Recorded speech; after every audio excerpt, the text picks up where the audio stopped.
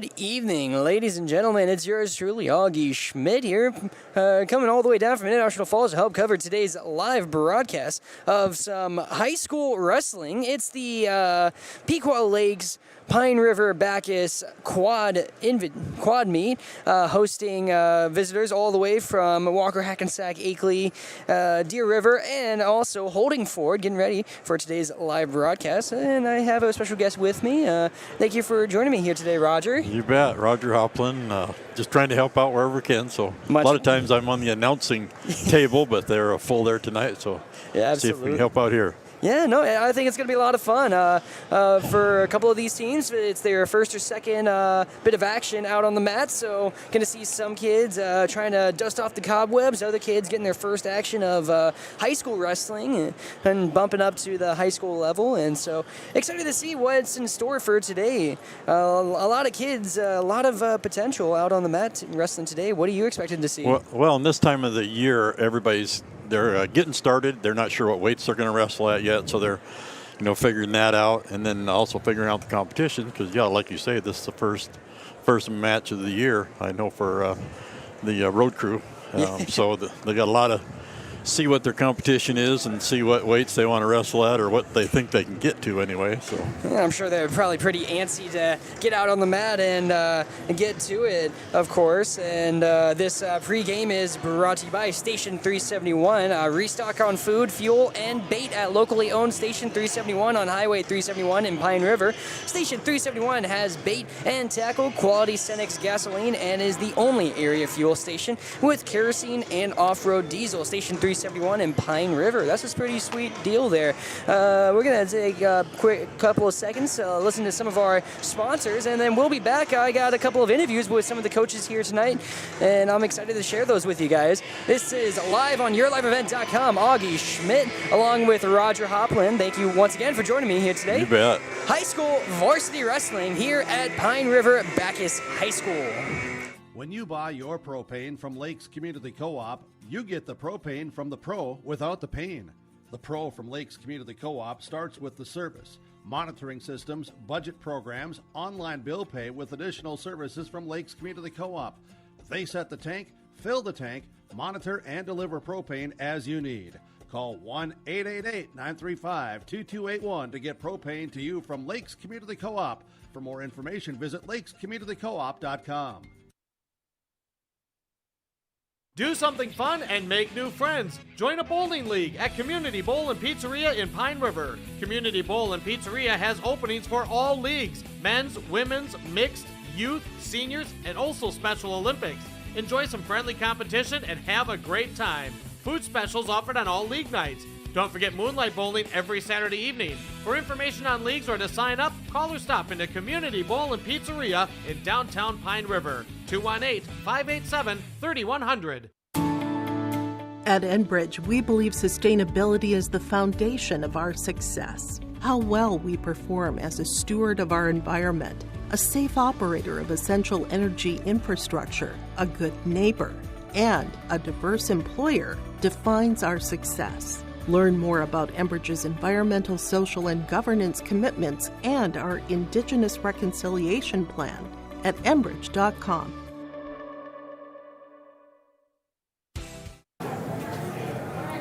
So I'm here with head coach Justin Frank of the Pequot Lakes Pine River Bacchus wrestling team, getting ready for their home quad against a bunch of other teams. And so what are you expecting to see from you guys today? Just kind of going through what we've practiced the first couple of weeks. We kind of try to get back to the basics and really, focusing on fundamentals, setting up our shots, offense on top, offense on our feet, getting out on the bottom, just always moving, always creating constant action. And having them ready to be prepared for multiple matches, obviously more matches than usual meet, but maybe not as many as a tournament, so keeping them fresh and keeping them healthy between matches. Yep, just our first part of December is kind of loaded with this, and then an individual tournament Saturday, and then we have our bigger jackhammer tournament coming up at the end of December. So they'll get a lot in the first part of the season, kind of get them ready to go for the later part of the season. So what's been the main focus for these earlier practices for this earlier part of the season? Trying to do a mixture of making sure that the more experienced kids are getting what they need, as well as we have a ton of newer kids, so we're trying to get them to understand the basics and just kind of bring them along, but also bring the older kids along as well and get them to continue to grow and get better as well. So who have been some of the younger guys that you're expecting to really step up today? I guess we'll have to wait and see what happens with weigh-ins and where things play out, but, we'll just have to see what happens, I guess. Because I guess that's also part of the battle, too, is just keeping them disciplined for before the match even begins with those weigh-ins, right? Correct, yeah, making sure we've gone through multiple times where people got to weigh in and, just eating the right things and doing the right stuff and just being where you need to be to help the team out. Absolutely. Well, I want to thank you for your time. Wish you the best of luck today. Appreciate it. Thank you. As you heard, that was my interview with head coach Justin Frank of the Pequot Lakes Pine River Bacchus Road Crew. And they are first going to be facing off against Walker, Hackensack, Akeley, Yeah, I got to make sure I hit the other one. Nevis. For their first meet, and they're going to be wrestling on the left mat. For those of you watching on yourliveevent.com, Holding Forward is going to be facing off with Deer River on the right mat. We will mostly be focusing on Pequot Lakes as they are our home broadcast team, but we will be making sure to update you guys on our neighbor mat as well. So getting ready for today. Before we play our next interview, which is going to be head coach for Walker, Hackensack, Akeley, Nevis, is Kobe March. Before we get to that interview, though, I wanted to give a special shout-out to Devin, who usually does these broadcasts. He had to tag me in all the way from National Falls because he's expecting another edition. So how about that, Roger? That's what I heard. He's home having a baby, so let's hope everything goes really, really good for them. So that's a pretty exciting time. His wife's having the baby. Well, he's not having the baby. That's true. He might be having a cow. That is, oh my gosh. Can only imagine the kind of stress. He said it was any minute, any day, so yep. I can only imagine. So congratulations to you Devin, bet. When it happens, and thanks for hitting me up and asking me to come down. I'm really I can't say enough how excited I am. I'm a big fan of wrestling. I love wrestling. I wrestled in high school. Couldn't in college because I didn't have a team or a club, so that was a bummer. What about yourself, Roger? Any experience in wrestling? Yes, but it's been 50 years ago. In 1975 was wrapped up my last career, so hard to believe it's been 50 years already. Oh my goodness. You didn't try to sign up for any old timers tournaments? No. I think I've been an old timer way too long. But no college or anything like that, right into the military, and so no chance to do that. So I do have a grandson wrestling tonight, so that's what makes it exciting. Yeah, so you might have to hop off the headset so you can cheer on for him and not have to keep it controlled during the broadcast, of course. Well, at least mute my mic maybe during that match. But yeah, I got you. And his dad will be here tonight. He wrestled too, graduated in 97, wrestled 119 as a senior before he took off for the Marine Corps. So a lot of the moves, they got different names for them now than what we had, and so a lot of things have changed. So it's been harder for me anyway, this late in life, to keep up with what you call things. Yeah, no, I get what you mean. It's also kind of a regional thing. I'm originally from Illinois, and so I remember the first couple of wrestling meets I did in Minnesota before I even started working for R&J Broadcasting. I was trying to get used to all these different terminologies for a lot of moves that I had different names for, like the bulldog is the whip over or all that jazz. Of course, the gator roll stays the same, but what else are you going to call it? Right, and then some of the points for some of the things I think are changing too. Yes, I believe it's now 3-point takedown. That was something I learned last year that I had to get used to. So 3-point takedown, still 1-point escape, and so obviously it makes giving up a takedown even more serious. Yes. I believe it's still 2-point reverse though, right? I believe so. Yes. So we'll watch the refs tonight and watch the scoreboard. By the time we're done tonight, we'll have it all figured out. It's going to be a lot of math. Then again, we were both wrestlers, so obviously we weren't very good at math. That's true. Leave that to the coaches and the refs. That's all that matters. So it might be tough tonight, too, for the lineups because, as you notice, most of the weights have 2 people down there. Oh, yeah. So depending on which one made the weight, and we might be struggling to figure out which one is out there wrestling. So that is true. I'll kind of listen to the announcer as they announce them, and hopefully we get the right get the right ones going. I'm also going to be relying on you a lot for these pronunciations since I'm not as used to a lot of these names. So I'm trusting you here today, man. Yeah, we'll do our best. We'll Absolutely. do our best. Well, so while we got the time, let's also hear my interview with Walker Hackensack Akeley Nevis's coach, Colby March. I'm here with head coach March of the Wolves wrestling team, getting ready for this quad here today. And so, what are you expecting to see out of your team today?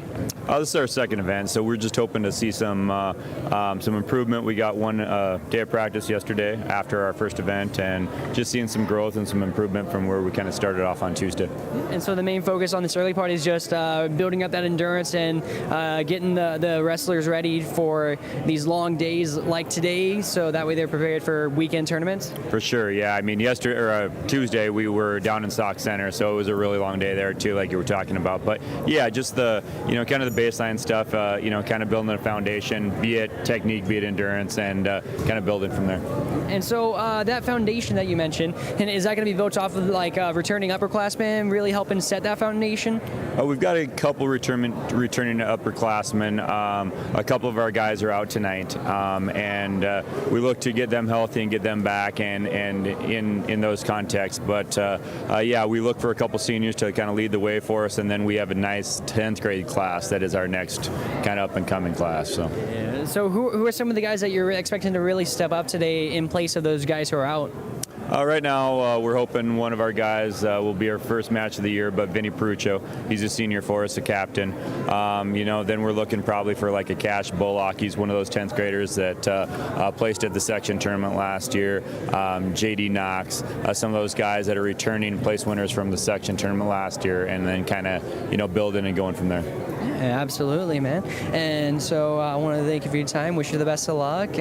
Obviously, wanting to keep guys building up those good habits when it comes to getting ready for weigh-ins, of course. Of course, yeah. It's always, and we have a lot of inexperienced guys too, so it's kind of, showing them the way, what to expect, and kind of, just knowing what, like you said, weigh-in days look like, and kind of going from there and trying to keep my hair from getting more gray. So. Absolutely. Well, thank you again for your time, and best of luck today. That sounds good. Thanks a lot. So it turns out it's actually going to be Holdingford facing off against the home team Roadcrew first today. The Wolves of Walker, Hackensack, Akeley, Nevis, LaPorte are going to be actually facing off against Deer River on the mat to your right. So that's our first mistake of the night, so we probably won't ever make another one. You know what? I like those odds. I like those odds a lot. Really excited about today. Looks like they're getting ready for the national anthems. This is our pregame show, once again brought to you by Station 371. As they're playing the national anthems, I'm going to play my interview with the Huskers head coach, or one of the coaches of the Huskers for Holdingford. It was Coach Jamie Ketter that I got to talk to.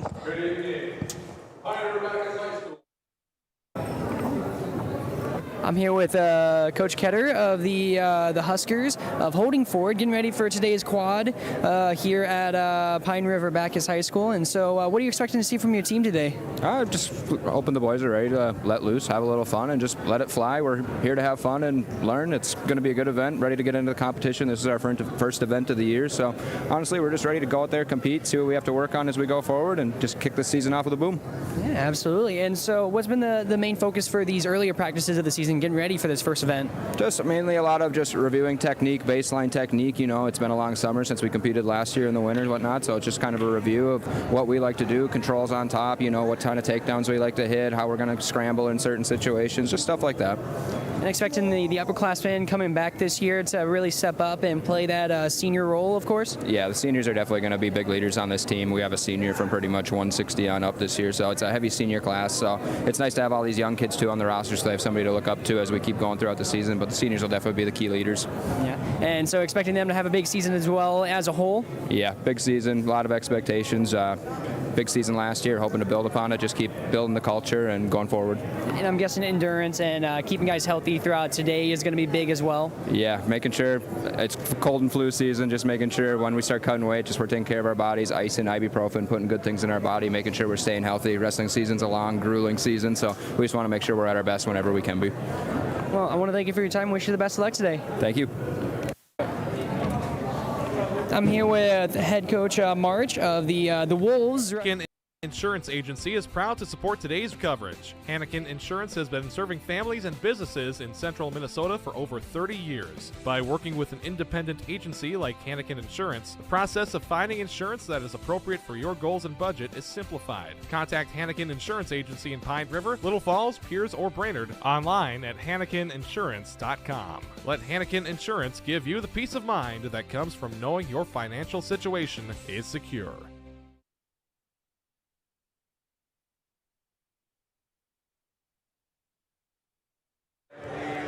Alrighty then, folks. For some reason, the advertising wasn't playing, but lovely singing of our national anthem, and now we're getting ready.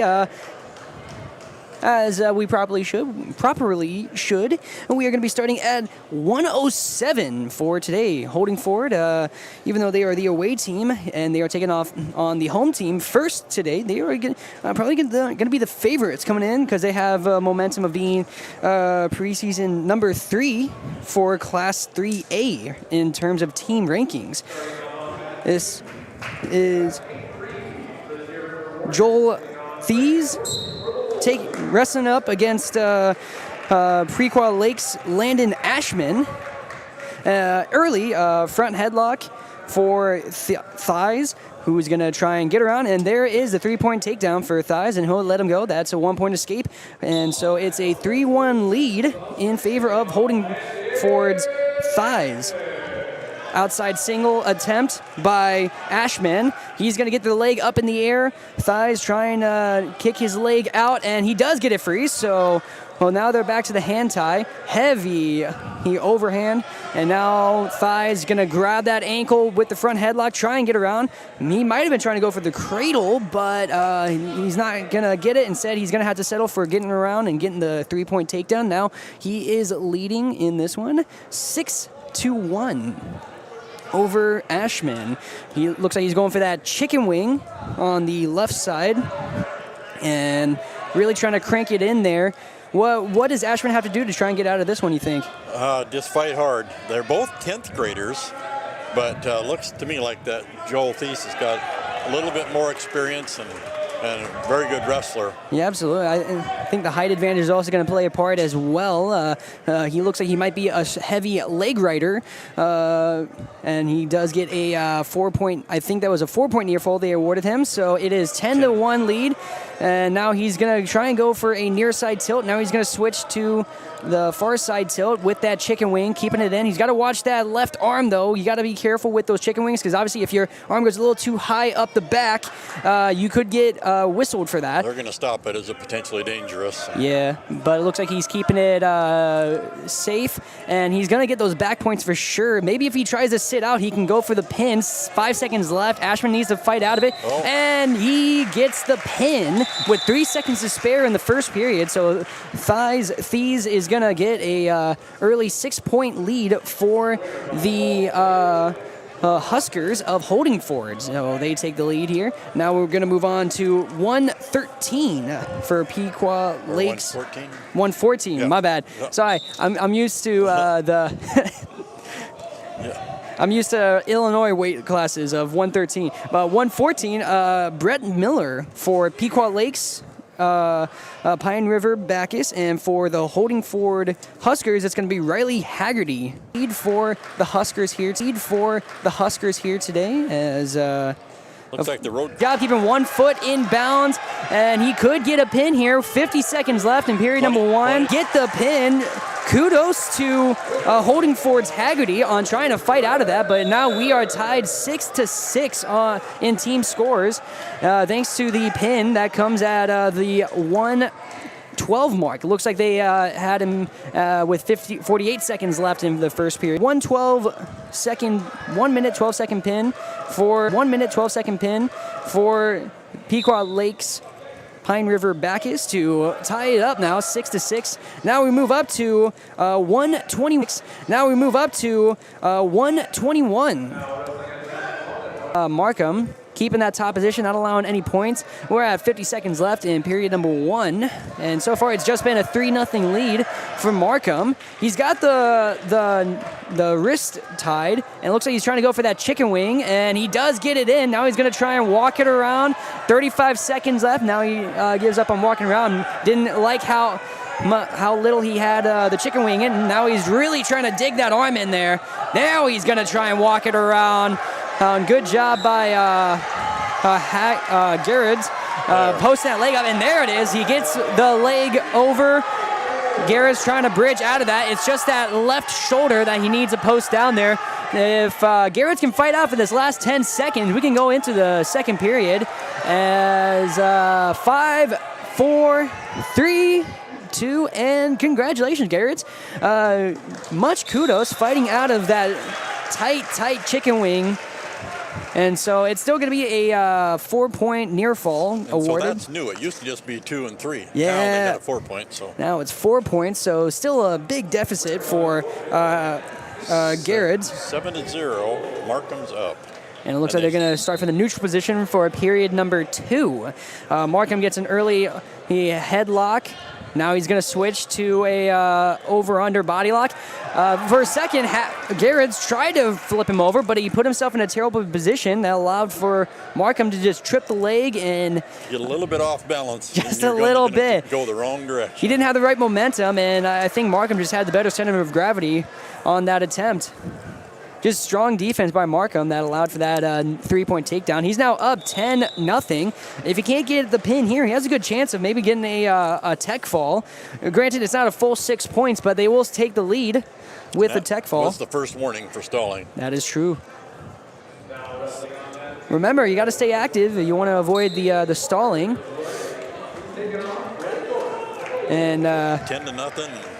10-0. Half into the second. Going for that far side cradle. He's got the crossface. He's trying to lock his hands, and now he's got it. He's going to sit back, but loses the grip. Good defense, good fight by holding forwards Jake Garrett's, able to break the grip and get back to his base. Now he needs to get back to his belly. Now he needs to get back to his base. He does indeed, and Markham able to quickly jump to the other side and bring him back to his belly with that 2-on-1 on the left arm. 50 seconds left in period number 2. Going for that cradle again. What does he need to do differently this time to keep the cradle? Got to lock it up more. He's not getting his hands locked in there very good, and Jake's been able to slip out from him there. Looks like he's going to switch to that chicken wing now. Or arm bar it over anyway. He's really favoring that left arm with each of these offensive attempts now. But he's not liking each look that he's being given. 15 seconds left in period number 2. Wasn't able to get any back points out of those previous cradle pin attempts. So looks like you're going to be 10-0 going into the third period. And it will indeed, because there is the final whistle for period 2. We're going to go into period number 3. A big deficit, so far more just a major decision. No tech falls yet. So if Jake Garrett can outlast and not allow 5 points and not allow a pin, then he can only give up 4 points for his team. The Roadcrew and the Huskers tied so far 6-6 on our scoreboard. Trying to go for a bulldog, but he gets caught up, and that is going to be what ends this one. Slipped the wrong direction and fell to his back, and that was it. He just overcommitted, and it was just like with that previous attempt at a throw. When he in that second period, he just didn't have the right center of gravity. Markham, he just took full advantage, put all the momentum into having Jake Garrett go backwards, and now the Roadcrew is leading 12-6. Quick update on mat number 2. The Wolves of Walker, Hackensack, Akeley, Nevis, LaPorte is currently leading 18-0 in team scores. So this might be the match where you need to mute me just a little bit. So yeah. Grandsons were 127. So. Yeah, because you heard it right. This is 127 for holding forward. It's Easton Lang facing off with Blake Hopland, excuse me. So far, quick tie-ups back and forth. Looks like we could have a very fast-paced, very offensive match here. Blake's a junior and Easton's a senior, so they're up there in the grades. So what can you tell us about your grandson, about Blake, for wrestling? This is kind of his first year really starting out on varsity, so he's had a lot of JV experience, but they've always been at a pretty stacked weight right in that area. Oh, and yeah? so now as a junior, I think he's starting to come out a little bit. Yeah, really thinking he's going to be hungry for this varsity opportunity as he catches a shot opportunity with the front headlock, but going to be forced out of bounds by Lang of Walker Hackensack. Or excuse me, not Walker, of Holdingford, excuse me. And he's 14 to keep track pretty of. tall, lanky guy. He is. And that's what's always the hardest for me to wrestle, is those tall, skinny guys, where Blake's a little shorter and a little... They were the worst to wrestle against. I remember personal experience.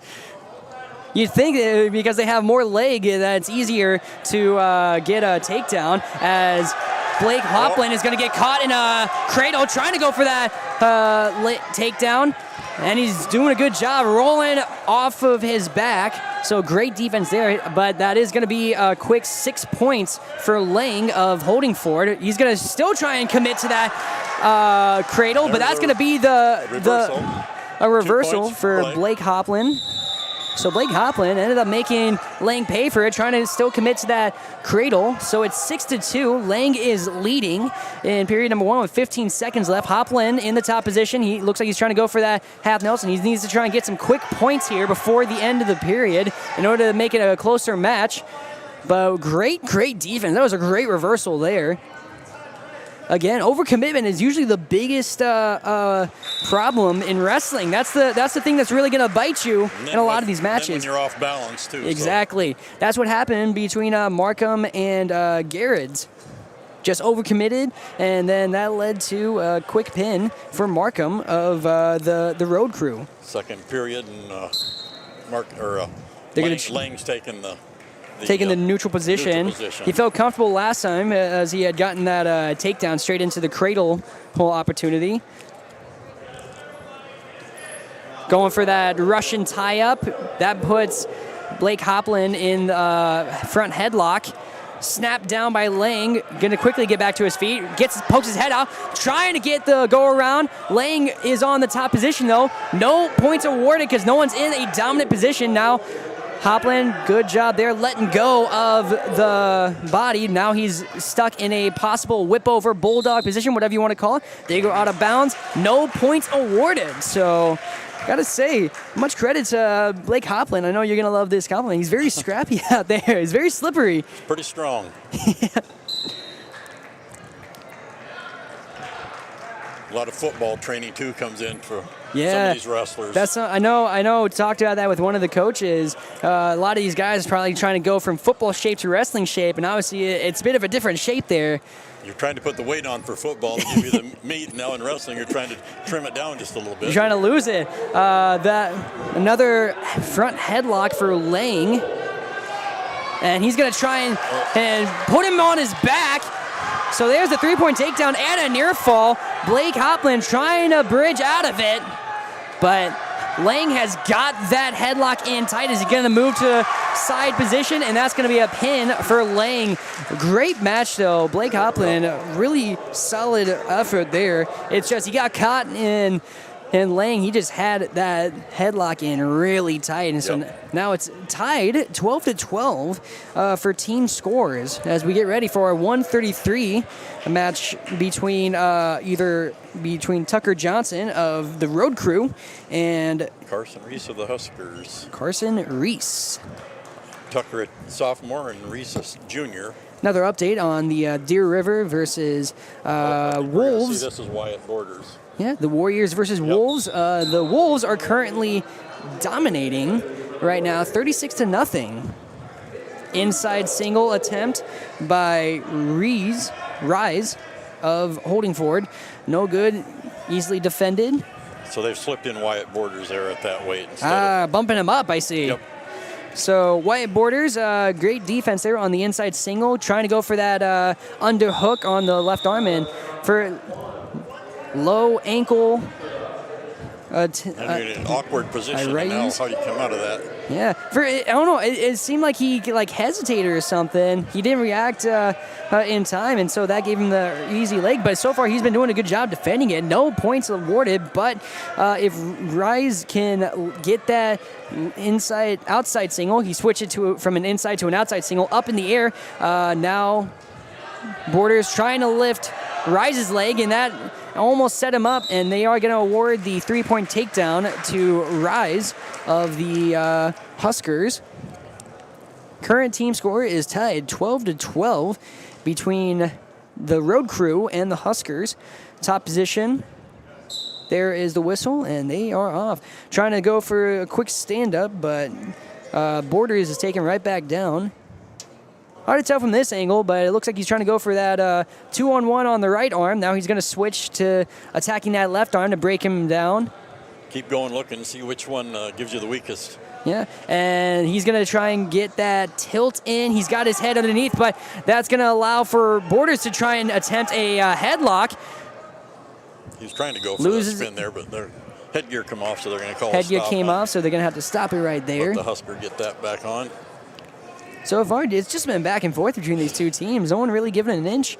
A lot of pins so far today. Most of those, you make a mistake, and then you find out yourself on the back, and then it's like, now what am I going to do? It's just those simple mistakes that have cost a lot of these early matches. They've been good matches, though. They've been a lot closer than the pins imply them to be. Sometimes you see the guy going for the move, and then he hesitant and stops, and then that's when you kind of fall, get off guard, or off balance and head in the wrong direction. Yeah, I was always told that you got to watch the abdomen of your opponent because that helps give away a lot of the moves that they're going to make. As looks like Rise for a second is going to try and go for that cross face. Good on Borders because Rise, he just is having a hard time deciding on what he's going to try and do, what move is going to work to get Borders tilted. So it's just going to be a 3-0 lead for Rise of the Huskers going into period number 2. So good bottom defense. He defers. Rice is going to defer, yeah. Chooses the top position. All right, then. Curious to see what the first move is going to be, obviously. So Borders going to give it a shot on the top and see if he can break him down. Get a tilt, maybe get a quick tie, maybe even a lead if he can get all 4 near fall points. And for a second, it looked like Rise was going to try and go for a quick stand-up, but then he switches to dropping down and grabbing that leg. He's going to try and instead go for the reversal. He's got... Now they're both really off balance. Uh-oh, he's slipped to his back there, so that's a 2-point reversal. So Rise is up now 5-0. And now he's going to have a minute 30 to try and get a tilt. He's got that cross face. Now he's going to, for a second it looked like he was going to try and go for that far side cradle. Switches up. Now he's going to break him down to his belly using that arm. Maybe try and go for the tilt. He's got the inside leverage on that right thigh. Now he's going to bring that arm up, actually. Now he gets the crossface. There's the tilt. Borders trying to roll all the way through. Who able to get off his back and not allow any back points, but now there's Rise slowly starting to sink back, able to catch Borders, so he wasn't able to roll all the way. And now he's got the head, he's got the arm trapped. Border is doing a good job. He's not fully on his back, but he's already going to guarantee the 4 near fall points. Still got 45 seconds to go, and when you're laying on your back, that and there you go. That's the switch up that you need. Because a lot of times when you're just holding on to the arm and holding the head from that bottom position, it's harder to get the pin. But now that you switch to a regular headlock from that top position, it's a little bit easier. I'm surprised you're not hearing the crowd yell at him to squeeze. I remember that from the high school days. And there it is. There's the pin. 19 seconds to spare in period number 2. And that's going to be holding forward, taking the lead now in team points, 18-12. Good effort, though, by Borders. Got to give the kid some credit there. Here, he put up a good fight. Rise, he just had a really solid ground game, and that led to a pin. But Borders certainly gave him some troubles and really made him work for it. I think we got Owen Dable maybe coming up next for Roadcrew. Looks like he's the one warming up. I say that, but I don't really know these kids by face. So, and for Pilarski for the Huskers and Owen Dable for the Roadcrew. Pilarski, he's actually currently ranked second individually for 139 at the Class A level. So this could be a really good match here. A good challenge for the Road Crew's Tucker. Owen Dable. Yep. My apologies there. They are both seniors, but a couple of seniors, so obviously they're both going to have a lot of experience. Pilarski, he gets the 3-point takedown early. Dable for a second went for the sit out. Now Pilarski's going to let him get up. He gives him the 1-point escape, 3-1 now. Pilarski leading. Pilarski gets that Russian tie on the left arm. Arm shot attempted, defended by Pilarski. Pilarski's got the front headlock now. We're going to see if he... Looks like he's got that right underhook on the left arm of Dable. Excuse me. Yep, Dable. And we're going to get a quick stalling call. Stalemate, actually. No, not stalling, just stalemate. Start over. Let's get it going, guys. Get the action going there. Looks like a 2-on-1, both fighting for the wrist. Now we got the Russian tide. Never mind, he lets it go. Pilarski, so far, has been a little bit more of the aggressor in these standouts, minus that shot taken by Dable. And great defense by Pilarski. He gets to go behind. He gets another 3-point takedown. It's 6-1 now. He breaks into his belly. Dable back to his base. Going for that left wrist, trying to bring it in and break him back down. But Dable, he's got to be a little bit more active from that base position because he's definitely going to risk a stalling called if he just sits there and tries to muscle his way out of it. We got 20 seconds left. So it looks like he's one of those wrestlers that like to do the takedown and let him go. Take down, let him go.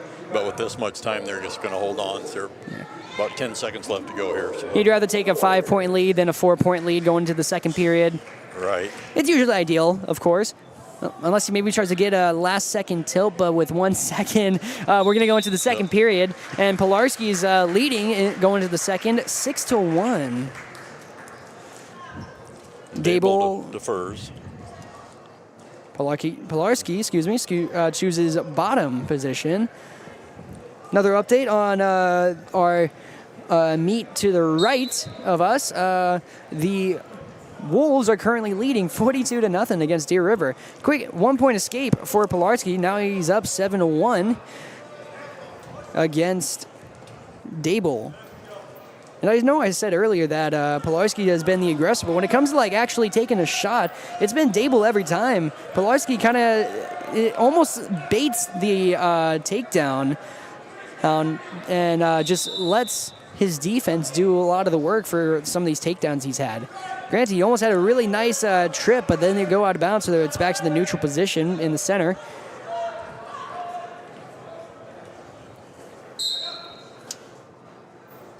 Looks like there's a warning stalling on red, but I can't figure out which one's red and which one's green. I believe the Road Crew is red. Okay.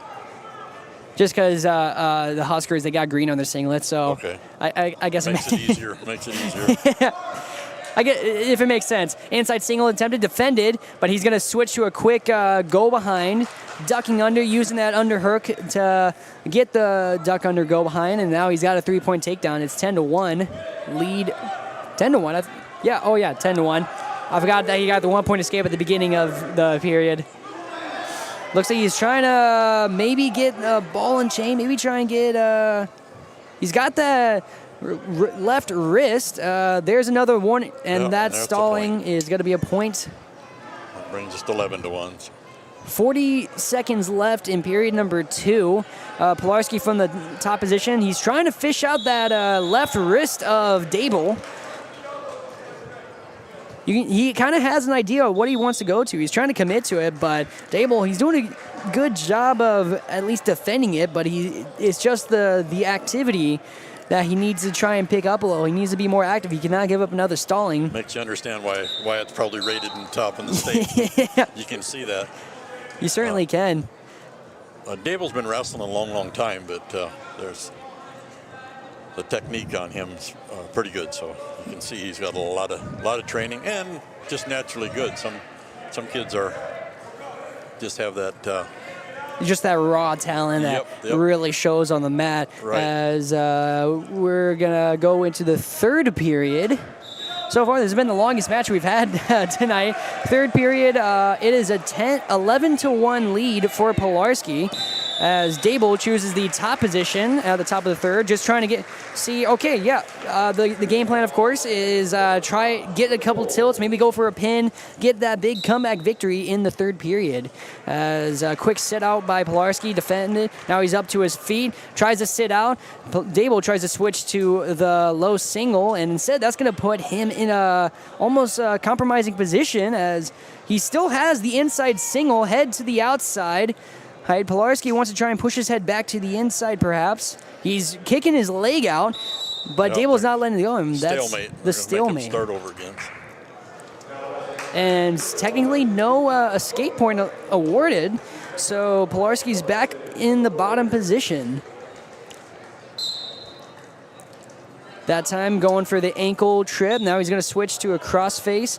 Pilarski able to get back to his feet, quickly turns around, and what in the wait a second now. I think we got a little gymnastics going on. What do you even call that?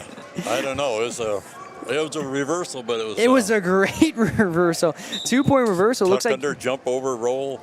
And it looks like Pilarski's going to default to the neutral position after getting the reversal. He wants to get a 3-point takedown and get that 14-point lead, and almost able to immediately put Dable in a pin position. Yep. It's 16-2. He wants to get that tech fall for sure. He's going to let Dable get back up, and they're going to go out of bounds. Dable, I get that it seems like it's a hopeless situation, but that doesn't mean you got to stall out. You got to still try at this point. You still have a little under a minute at this point in the match. 13-point lead, so one takedown, and that'll give him one takedown, and I think this could be the one, as there it is. And that's going to be a tech fall, so 19-3. Final score 19-3. Great showing there by Pilarski. Coming away with the win. Parker Zutter coming up next. That extends the team score 23-12 in favor of Holdingford. So Holdingford, the first team to really pull away and extend a lead here tonight, putting the Road Crew in a position to where they're going to have some must-win matches coming up here. Parker Zutter's been to the state several times, so we should see a pretty good match here. Yeah, Parker Zutter. I don't know much about Noah Perowitz, but facing off with, as you said, Noah Perowitz of Holdingford. Immediate takedown for Zutter, and he's going to not waste any time. He's already trying to go for the tilt. Looked like he was trying to set up that chicken wing. Being defended, though, by Perowitz, and instead he's going to allow the escape. So it's 3-1. Zutter leads. Nice little there's a takedown right there. Oh, neutral. So he didn't quite get the back points, but he had him flipped that way. Yeah, that was a really nice takedown, too. He almost let Perowitz sit up now he flipped him over. Now they're counting off some back points. So that's going to extend the lead now. They're going to award three more, so that brings us 9-1. And we're 43 seconds into this first period, and he's already up by 8. So Zutter, like I said, not wasting any time. Very fast, very aggressive offensively here. You can tell that he's been to state before. A lot of experience there. Oh, yeah. And a lot of these kids, too, that started in Mat Rat programs at kindergarten. And by the time you get now, you've got 12 years experience. And that's what you gotta love is when the kids get those early experience and they're really able to build themselves up and develop that experience and develop those skill sets and figure out what it is that they want. And then of course when you get to high school and you start hitting those growth spurts and puberty starts to hit you, that's when you start to realize, oh man, I gotta start bulking up. Oh man, I gotta stay slim. So that's got another takedown, so that brings us to 12-2, 10-point lead. Early 10-point lead, 30 seconds left still. He's trying to go for that chicken wing, half Nelson. Chicken wing on the left, half on the right. Nice little half and half right there. That's a nice fast food order. He's going to let it go. Good defense, though, by Perowitz to not allow any kind of pin. There were the tilts, but not really any pin opportunities for Zutter. Yeah, I think with 10 seconds here, we'll just run it right into. And we're going to get a quick warning. Potentially dangerous, it looks like. So they're going to restart with 6 seconds left, and not really enough time to get any last seconds, so they're just going to let the clock go out. I don't think you get stalling in 6 seconds, so they're going to take that into the second period, and it's a lead for Zutter, 12-2. He's going to choose the neutral position going into the second period. He looks like he wants to get some quick points there. Bit of a clumsy shot by Perowitz. I think it was more of a desperation. I feel like he probably could have tried to set that up a little bit more. Zutter trying to get a slip by, but somehow that leads to an immediate outside single for Perowitz. So Zutter looks like they're going to award Zutter the 2-point takedown as Perowitz wasn't really able to make anything out of it. He technically did have that right leg of Zutter, but Zutter just had the control. He kind of had the head, yeah. He had the control. So 3-point takedown there gives us 15-2. A minute 20 left, period number 2. And we're going to get a stoppage. We're going to get a full Nelson warning. So free point given to holding forwards Perowitz, and Coach Frank is having a word with the official. Looks like he was accidentally choking him a little from... I'm not good at reading lips. Also, Coach Frank's in the way of my vision of the official's mouth, so I can't really read his lips and see what he's saying. But I just saw something about possibly was choking him a little there. So something potentially dangerous. Stop it, but it was potentially enough for dangerous. a penalty point, Yeah. So he's going to let him get another point. It's now 15-4. 11-point lead. This takedown by Zutter is going to make it 18-4. So a 14-point lead. And we'll see if Zutter either settles for a tech fall or tries to go for the pin. He's got that arm out there. Now he switches to the headlock. Has to go back to his base cover. Now he lifts and trying to flip him onto his back. Perowitz kind of saw it coming. He was able to post an arm out there and avoid getting turned to his back. But that's going to go out of bounds. I gotta give Perowitz, like I said, credit there. He saw what was being attempted by Zutter when he lifted him in the air. That had me cringing. I'm like, oh, how's this going to come down? Because he was up there in the air. Up there in the air. I was worried about that arm because obviously posting it out, you get a 50-50 chance. Sometimes you could possibly injure that arm. Right. Seeing the videos, they're not pretty. No. Looks like going for far side chicken wing. Now he's going to switch to the near side chicken wing.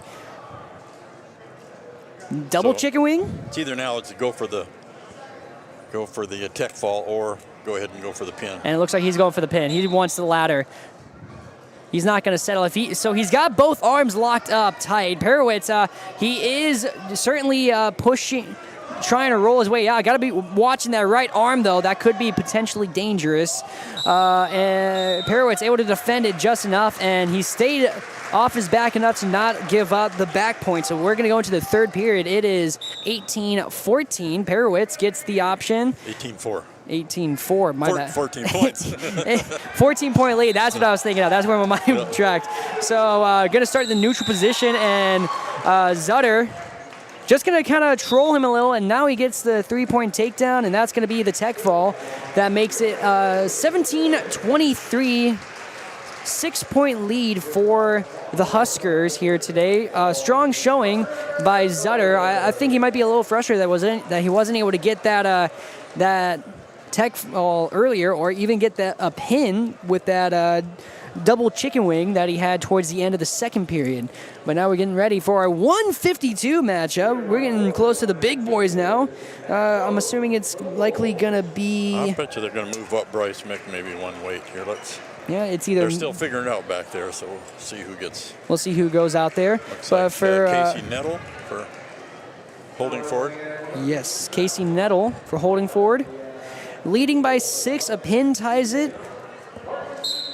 No, that is Marcus Pozinga. Marcus Pogiza? I'm not even familiar with that name, but he's a freshman, so. Well, he immediately was trying to go for an outside single, but they go out of bounds. So already both wrestlers immediately scrappy. Outside single, get lifted in the air by Nettle, and now he's going to try and go immediately into a turn. He's got the crossface, but Pogiza is able to go back to his base, but that's going to put him in a position for a near side cradle. If Nettle can roll it back, he can get the pin, but they're off the mat. Oh, that was a lucky save there. Pogiza definitely was able to escape a close one there. Almost was a very dangerous situation for Pogiza to get pinned. It's a 6-0 lead for Nettle. As he's going to go for the leg ride. He's got that right leg tied up. Now he's going to try and go for the far side tilt. He's got underhook on that left arm of Pogiza. He's got a leg locked up, so he's keeping him from going anywhere. So Pogiza just needs to try and tilt that arm, Nettle just has to try and tilt that arm, and Pogiza trying to spin around, and he had a reversal, but that's going to put him into the situation. Yep. He gets caught. Got caught in the middle. And now he's on the back, and that's a tough position to be in right there. Very tough position, especially with over 30 seconds left. He's going to switch now. Lost the headlock, but he's going to switch to the tilt. And if he can sit out, Pogiza trying to roll out of it, and that's going to be the pin. And so now the Huskers extend their lead. It's 29-17. Great match there by Nettle, who Nettle of Holdingford is looking at the wrong one. But up next we have Mason Patrick, who is second in the state for Class A at 160, and he'll be facing off against the Roadcrews. I think Trevor Holmberg. That's what I'm thinking too. Trevor Holmberg is the likely.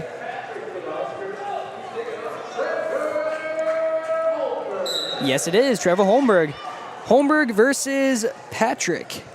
Patrick, quick tie up, trying to go for the go behind, defended, but now he's gonna get the headlock, trying to grab that leg and get the go behind, but looks like Holmberg grabbed the arm and prevented that, so they're both back to their feet, back to neutral position. No points allowed for either side.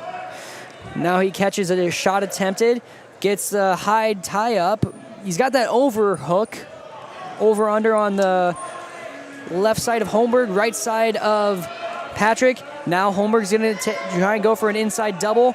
Caught, and Patrick attempted a possible throw, but they're going to go out of bounds as Holmberg. He's playing some tough defense from the. He made a state appearance last year too, so. Oh yeah. This could be a good match. These guys are both already a good match, really good. And I think we got a blood stoppage. I think it looks like. Looks like Trevor Holmberg's got a little bit of blood coming out of the nose. Bit of a bloody nose. They'll get that packed with some cotton. It's okay. You always get a bleeder at some of these matches. I remember I had a teammate in high school. His name was Bruce, and for some reason, at every single meet that we had, he was always bleeding. I remember very first meet of the year. You know, he got a bloody nose. They patched him up. They stuck the claw or the plug in his nose. Yeah. Falls out. He's bleeding some more. They're like, okay, yeah, get back over there. After the third time, they're like, okay, you know what? Just let it go. Just make sure you wash really well afterwards. And, you know, it made for some really great post-match pictures. Of course, having his own blood smeared across his face, and it was some of those guys that throw that crossface in there really hard. Oh my gosh. It's like taking a right hook. Right. Shot attempted by Holmberg, defended by Patrick. Patrick's going to try and catch the head and leg and try and put him in a cradle. Great defense by Holmberg. There is the three-point takedown awarded. As the duel on the right mat just wrapped up. I'm assuming that Walker Hackensack, Akeley, Nevis, Laporte ended up getting the win there. At one point, it got to 48-6 in team score. Deer River, I will give credit to them. They are the smaller team in this quad today, likely missing a couple of key pieces. As Patrick is going to hook the leg and get the crossface on with that left arm, and so now Holmberg is on his back. He's trying to bridge out of it. But Patrick, I think, might have the better leverage in this situation. He's going to adjust. Holmberg takes advantage of the adjustment and is able to roll onto his belly. So, that's going to still be a 4-point near fall. 7-0. 15 seconds left in period number 1. And the two are slowing down a little, so I don't think we're going to get any action until the second. Should go in that second period then. He's got a tight leg ride, though, on that left leg, though. He had that thing in deep. Second period, 7-0. Holmberg's they're gonna both take out. So. Oh yeah. Start from the neutral. I won't say much credit to the heavier weight classes for holding Ford. They got a lot of kids who are in the top 10 for the state in Class A. So certainly a team with some who are going to bring some challenges here for these other teams at this quad. On the top of their list now is all seniors. Yeah. This makes you wonder, they're really, really good this year, but now you lose all those seniors, so what's going to happen next year? Hopefully they got some good kids coming on up. You got to expect those kids to really step up after all these guys graduate. Yep. Once again, going for that leg ride on that left leg. Really cranking on it, trying to get a tilt. He's already leading 10-0 in the second period of action. Holmberg, doing a good job defending it and staying off his back, but at the same time, he could be at risk of a possible stalling called as he needs to try and be more active. Patrick puts in the chicken wing on that right arm, tries to switch to the half Nelson. Maybe it was a fake out because that allows him to get the turn. Kind of like a pump fake in football, Right. He pump fakes the half Nelson on the other side, and that allowed him just enough leverage to get the turn with the chicken wing. And that's going to be a pin for Patrick and a 35-17 lead for Holding Ford. So the Huskers, they make it a football scoreboard out there with 35-17. I was talking about football earlier with the comparison, and now it comes up again. We're getting ready for our 172 match. For Holding Ford, it's going to likely be Simon Boakman. And looks like Dawson Dable.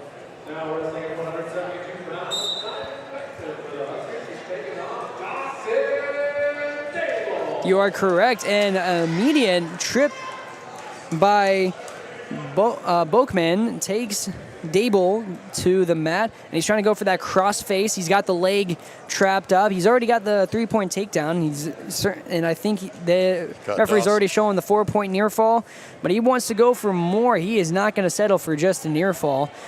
But good job by Dable trying to roll out of it, but A minute and a half to go when you're on your back. That much pressure on you, it's kind of hard to do. It's really hard, and obviously you want to stay active at the same time. If you risk trying to roll the other way, that's going to immediately give Boakman the position he needs to just scoop that head up and get the headlock, and there is the pin right there. 46 seconds into period number 1, and Boakman extends the lead. It is 41-17. Thanks to the pin by Boakman, and it looks like we got a nosebleed. A bunch of blood coming out there. Ooh, I think the crossface earlier really busted him up. Right.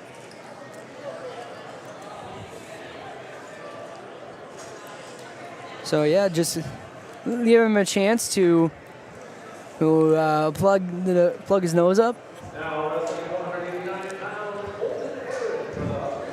And we're going to go up to our 189 matchup between Colton Heron of Holding Ford and Jackson Olson of the Roadcrew. And it looks like we got a little bit of blood on the mat, so they're going to real quick ask for someone to come and clean it up a little.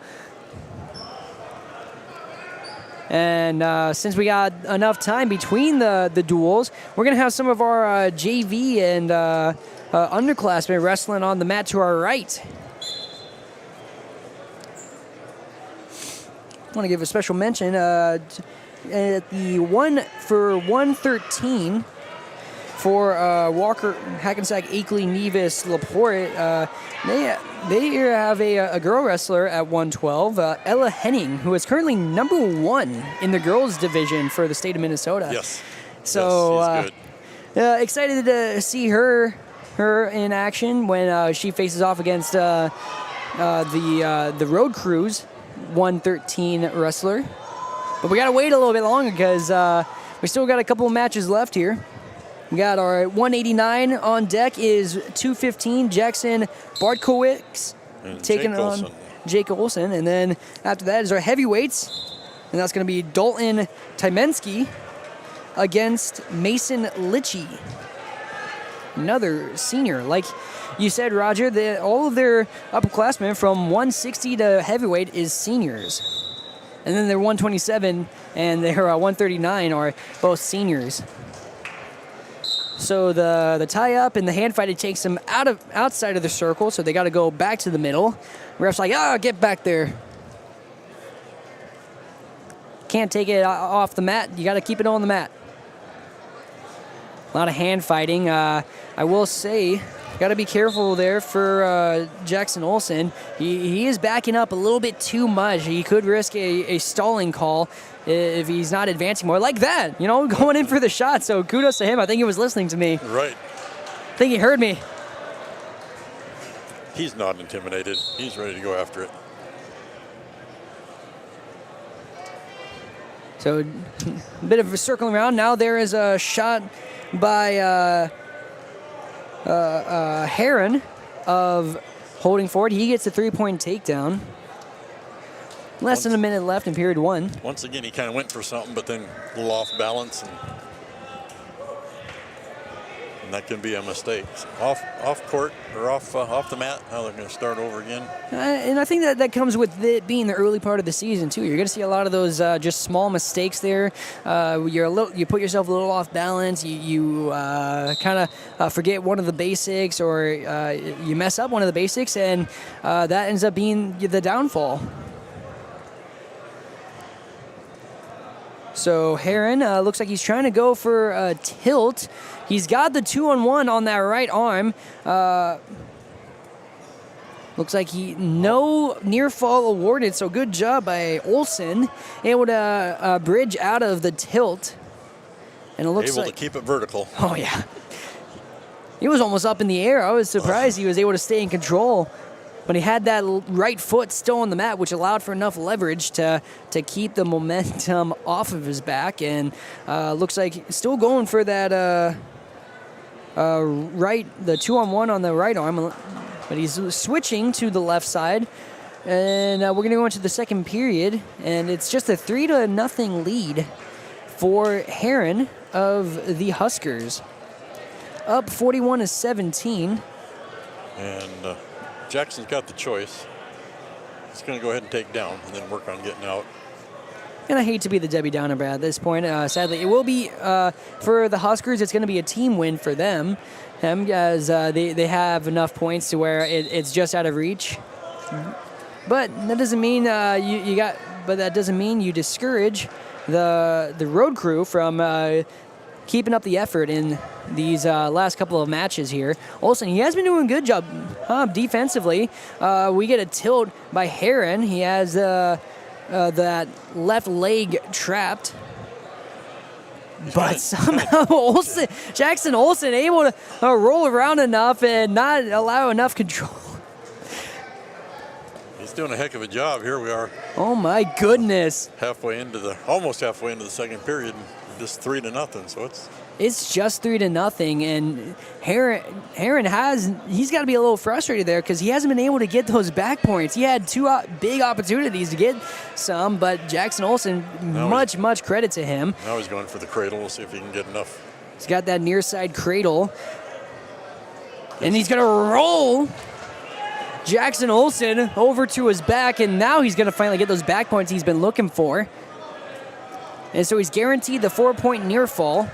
Jackson Olson looks like he's able to break the grip and doesn't get pinned. So, again, much kudos to Jackson Olson on his defensive efforts there. Even when you get down, you don't give up. You just keep on going. You don't give up. He's not giving up those big points. And honestly, that's going to matter in the long run, too, especially as you get farther down the season. You get a lot of those close meets, and, you're facing off against a good opponent in a match, and it's a close meet.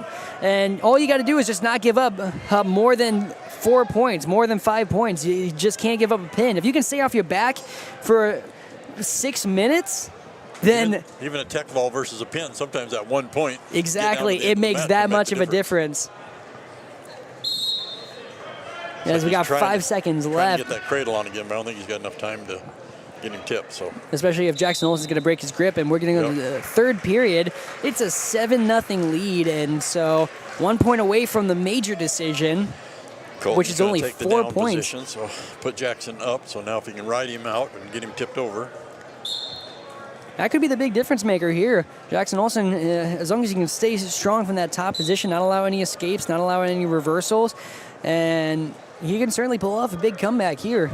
Not get off balance. That's the big thing here. That's been the big theme for today. So good job there. He only allowed the 1 point, so it's 8-0 lead for Heron. And now Jackson Olsen needs to try and set up his offense. They go for the tie-up. Both of them trying to go for that overhead tie-up on the left side. Olsen's going to circle around, goes for a wild shot inside. I think he was confident that if it went wrong, they were certainly guaranteed to go out of bounds. And there they go. They go out of bounds, and we're going to go back to the center in the neutral position. 1:23 left in period number 3. Jackson Olsen doing a good job there, hanging in there. But he needs to get himself some points.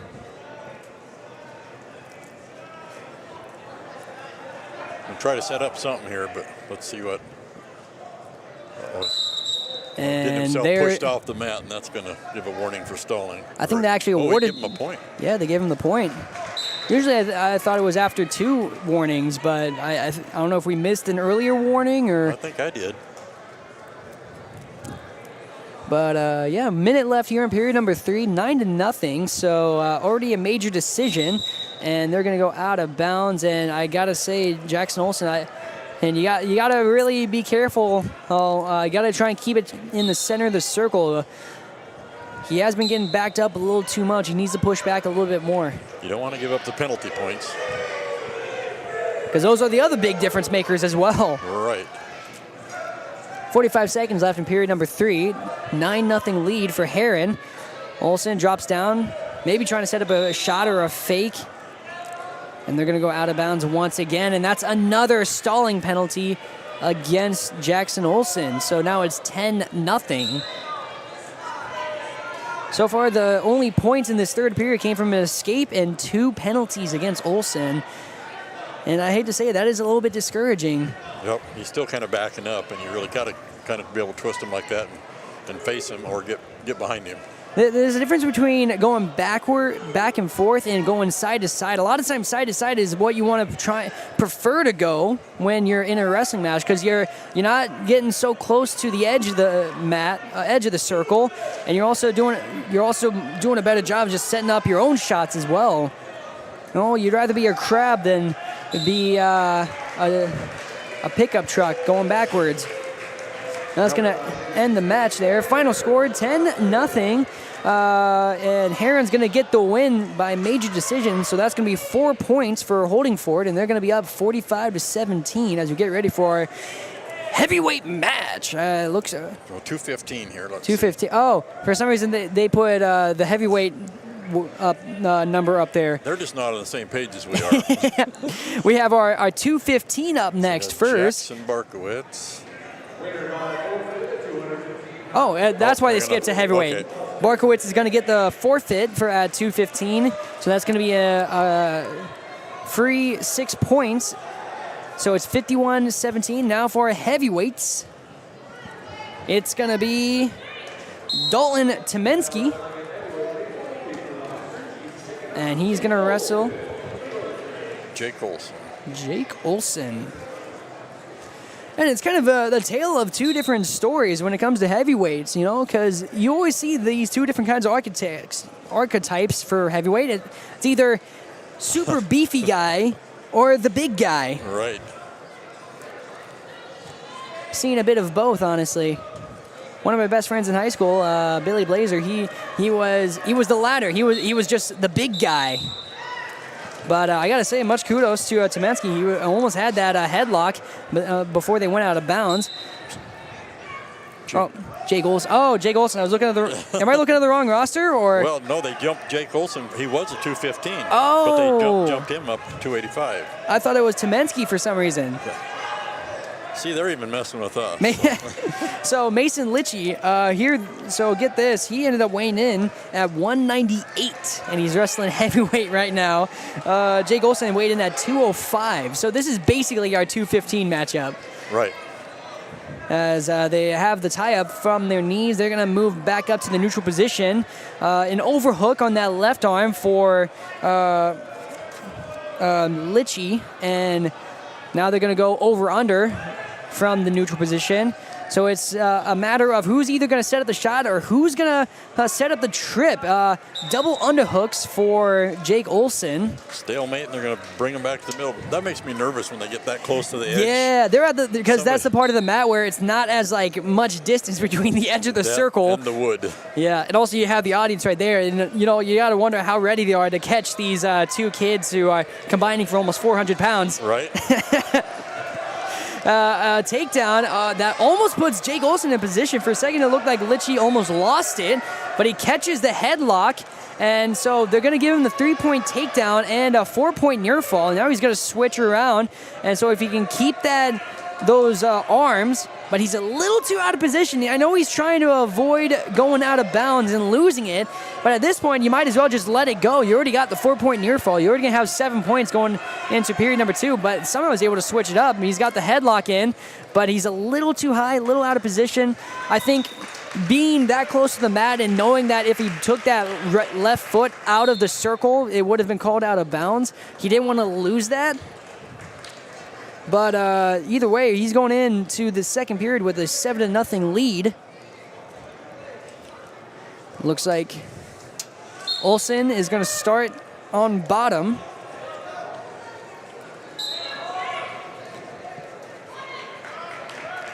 And quick breakdown. He goes for the 2-on-1 tie-up on that right arm of Jake Olson. First, he tries to go over. Now he goes under the elbows, trying to really squeeze it in, that right arm in. Now he's going to pull it out, trying to get that leverage. He's using that arm as a lever to get that leverage, as he's going to hook the head. When these guys get you flipped over and you're on your back, that's a lot. It's a little bit harder. That's where momentum really comes in handy. It looks like Litchie is really struggling though to get that turn, as he's trying to like hook that head. At first he was trying to like dig his elbow in and then hook it underneath, but I don't know if he just didn't like what he was feeling when he was going for that headlock, and we're gonna get a potentially dangerous called, as he was trying to hook his head underneath the right arm of Olson. They go arm bar like that. Going for the armbar. You got to think it's a little different when it's the smaller weight classes compared to the bigger weight classes when you're going for that armbar, because a little bit more muscle and meat on the bones for the bigger guys compared to the smaller weight classes where and a lot of weight behind the leverage. Yeah, that too. Looks like he's trying to go overhook. So Litchie, I think he's doing a good job of staying active, but I don't know if it's just indecision or just not liking the looks he's being given. Now he's going back to that leverage. He's trying to hook the head once again. And Olson doing a good job looking away, keeping the momentum in his favor. Litchie needs to be careful because he's almost borderline elbowing Olson on the side of the head. Now he gets the turn, but with 5 seconds, he gets the pin. 7 seconds left in period number 2, and that's going to do it for today. Final team score is 57-17. 51. Oh, there it is, 57. Yeah. Okay. See, they're not as fast as we are. 57-17. Oh, man. That's some tough matches there. Wow. Some really good matches, too.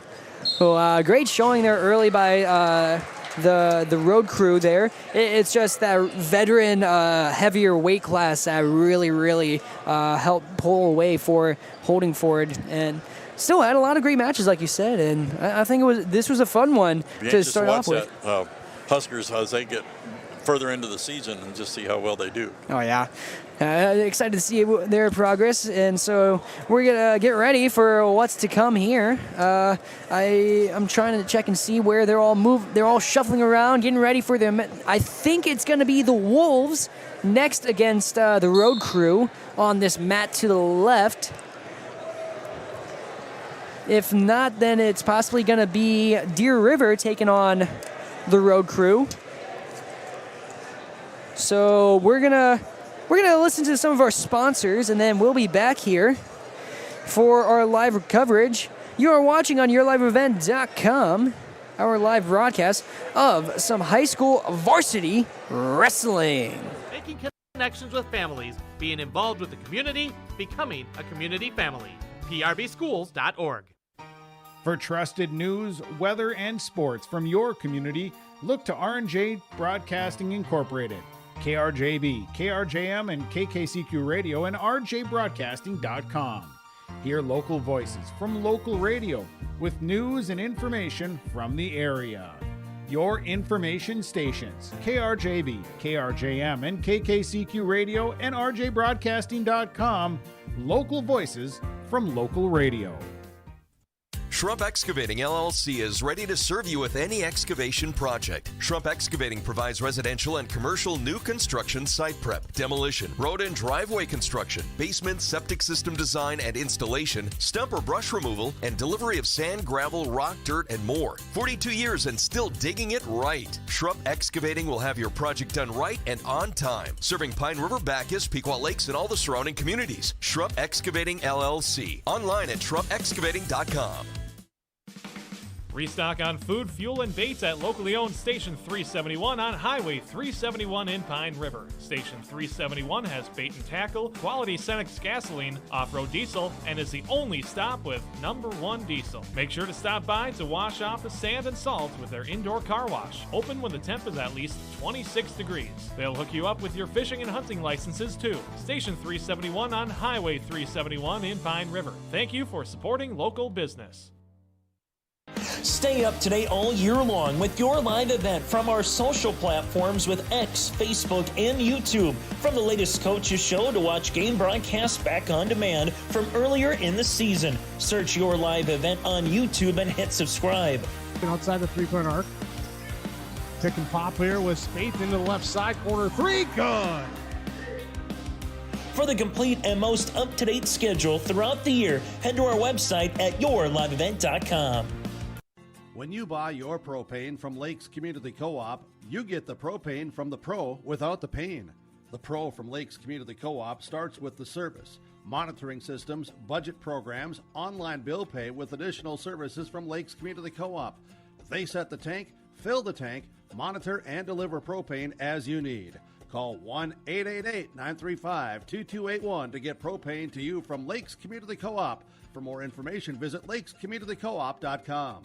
Do something fun and make new friends. Join a bowling league at Community Bowl and Pizzeria in Pine River. Community Bowl and Pizzeria has openings for all leagues: men's, women's, mixed, youth, seniors, and also Special Olympics. Enjoy some friendly competition and have a great time. Food specials offered on all league nights. Don't forget Moonlight Bowling every Saturday evening. For information on leagues or to sign up, call or stop into Community Bowl and Pizzeria in downtown Pine River. 218-587-3100. At Enbridge, we believe sustainability is the foundation of our success. How well we perform as a steward of our environment, a safe operator of essential energy infrastructure, a good neighbor, and a diverse employer defines our success. Learn more about Enbridge's environmental, social, and governance commitments and our Indigenous Reconciliation Plan at enbridge.com. Hannikin Insurance Agency is proud to support today's coverage. Hannikin Insurance has been serving families and businesses in central Minnesota for over 30 years. By working with an independent agency like Hannikin Insurance, the process of finding insurance that is appropriate for your goals and budget is simplified. Contact Hannikin Insurance Agency in Pine River, Little Falls, Pierce, or Brainerd online at HannikinInsurance.com. Let Hannikin Insurance give you the peace of mind that comes from knowing your financial situation is secure. Lakes Community Co-op Feed Division carries a wide variety of products, from bagged feeds to livestock equipment, bulk custom feeds, and they can assist you with all your farm and ranch needs with on-farm analysis for ration balancing, problem solving, and feed mixing. Lakes Community Co-op can help your bottom line with controlled feed costs and maximum production. For more information on the Lakes Community Co-op Feed Division, visit lakescommunitycoop.com. I've got a math question for you. When you add tolerance, subtract prejudice, and multiply efforts to treat one another with respect, what do you get? Less division. And school sports have it down to a science. Looking for an example of what can happen when we realize there's more that unites us than divides us? Look no further than high school sports in Minnesota. This message presented by the Minnesota State High School League and the Minnesota Interscholastic Activities Administrators Association. The PRB Boosters are happy to sponsor coverage of the Tigers. Like them on Facebook for events and fundraisers. The PRB Boosters could use your help. Be part of great events and fundraisers, all built to give back and present more opportunities for the students of Pine River Bacchus schools. For information or to get started, email prboosterclub1.com. Meetings are the first Monday of every month at 6 p.m. at the school. Good luck, Tigers, from the PRB Boosters. Great people, economic viability, a wonderful place to live. Pine River, Bacchus, and PRB Schools. PRB Schools is a small school district with large district opportunities, providing activities and classes that involve students, making sure every student has everything to be successful. PRB Schools also offers a variety of community ed programs, a great way to learn new skills hands-on with others within the community, making connections with families, being involved with the community, becoming a community family. PRBschools.org. As we are waiting on our JV exhibition matches to wrap up here, I just want to give a heads up. Our next duel for tonight's quad, following a big win for the Holding Ford's Huskers, getting a big win over the Roadcrew of Pequot Lakes, Pine River, Bacchus. Now the home team Roadcrew is going to be taking on Walker, Hackensack, Akeley, Nevis, LaPorte for their next set of matches. That'll be coming up. They're going to be their next duel, and then Holding Ford is going to face against Deer River on the mat to our right, if my prediction is correct. Of course, the home team is going to be on the mat to our... the mat to the right is going to be Holding Ford against Deer River, and the mat to the left is going to be the Roadcrew versus the Wolves. And you already heard those interviews earlier. And so prior to the duel between the Roadcrew and the Warriors, we're going to play my final interview that I had in store for you guys. And that's the one between... with the Deer River head coach I have right here, Dale Gullickson. So stay tuned for that interview as well. We're going to listen to some more ads, and I'm going to go see if I can get an interview. You are listening to, or you are watching on YourLiveEvent.com. This is high school varsity wrestling on YourLiveEvent.com. I'm Augie Schmidt. Trusted news, weather, and sports from your community. Look to R&J Broadcasting Incorporated. KRJB, KRJM, and KKCQ Radio, and RJBroadcasting.com. Hear local voices from local radio with news and information from the area.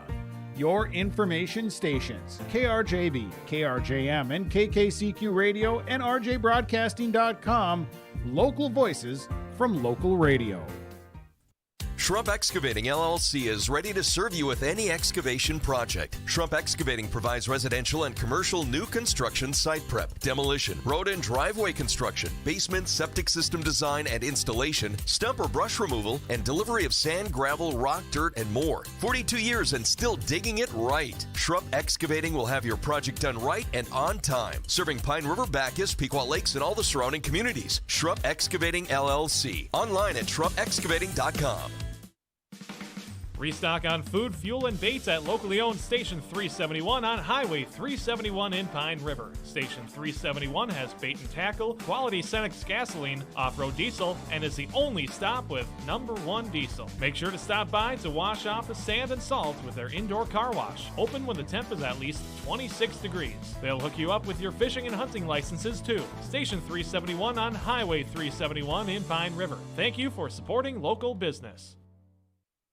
Stay up to date all year long with your live event from our social platforms with X, Facebook, and YouTube. From the latest coaches show to watch game broadcasts back on demand from earlier in the season. Search your live event on YouTube and hit subscribe.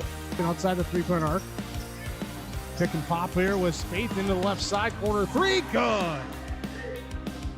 For the complete and most up-to-date schedule throughout the year, head to our website at yourliveevent.com. When you buy your propane from Lakes Community Co-op, you get the propane from the pro without the pain. The pro from Lakes Community Co-op starts with the service, monitoring systems, budget programs, online bill pay with additional services from Lakes Community Co-op. They set the tank, fill the tank, monitor and deliver propane as you need.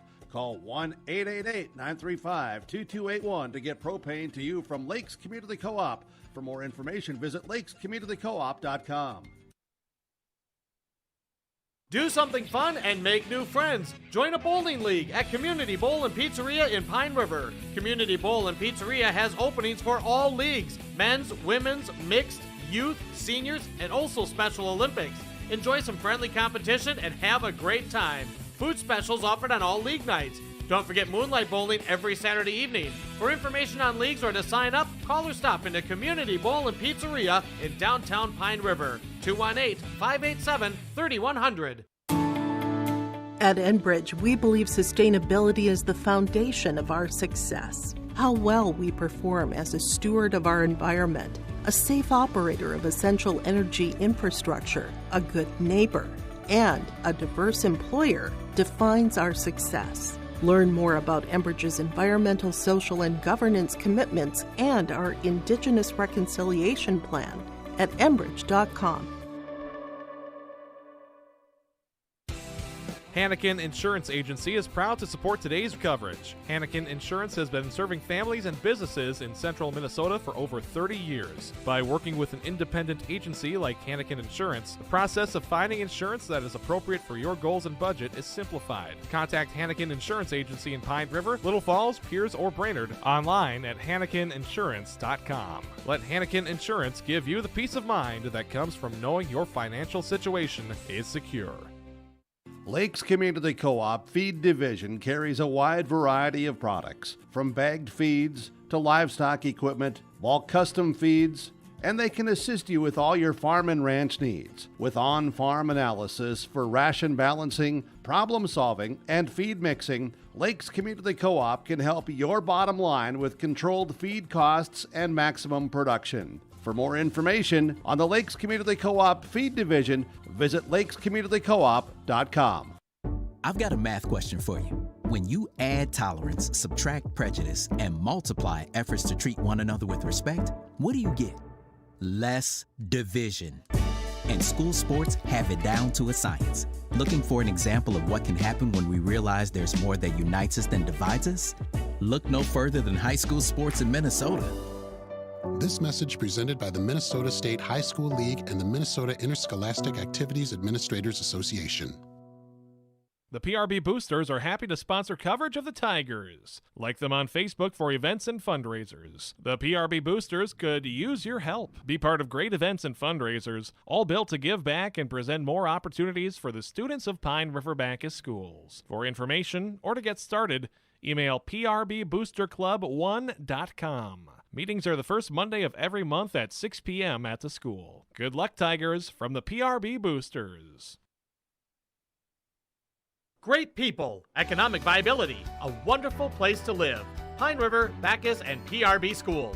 PRB Schools is a small school district with large district opportunities, providing activities and classes that involve students, making sure every student has everything to be successful. PRB Schools also offers a variety of community ed programs, a great way to learn new skills hands-on with others within the community, making connections with families, being involved with the community, becoming a community family. PRBschools.org.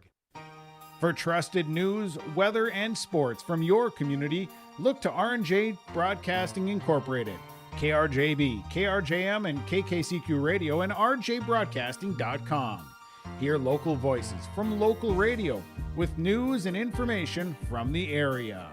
Your information stations, KRJB, KRJM, and KKCQ Radio, and rjbroadcasting.com. Local voices from local radio. And welcome back to our live broadcast on YourLiveEvent.com. It's some varsity high school wrestling going on here at Pine River Bacchus High School. And so we are getting ready for our second round of this varsity quad, hosted by the Pequot Lakes Pine River Bacchus Roadcrew. The Roadcrew is going to be on the mat to your left, for those of you watching, and they are going to be facing off against the Wolves of Walker, Hackensack, Akeley, Nevis, LaPorte. And on the right mat, it's going to be Deer River facing off against Holdingford. And so we're excited to see what's in store here today. Moving forward and moving on to these next couple of duels, what does the Road Crew have to do to find some success here? Well, I think one thing with that first one, they got a chance to get their feet wet. Yeah. And then also the coaches, get a chance to visit with them and say, we should have done this, so kind of fine tune some things for the next go round. Yeah, that's something I've thought about too. Is like, in a sense, it's kind of like a tournament to where you have multiple matches in a single day, and you get a bit of a wait time between each match. But at the same time, it's not as many matches as a duel. As we get ready for our 107 or 106, Landon Ashman once again starting off for the Road Crew. He's facing off with Grant Orton. Immediate takedown by Ashman. He was the one who started things off quick for the Road Crew in the duel against Holdingford, and he's going to once again do it here today with that quick three-point takedown. With him, a sophomore against Grant Orton. Oh, but he's almost flipped around. Orton. Oh, lost control.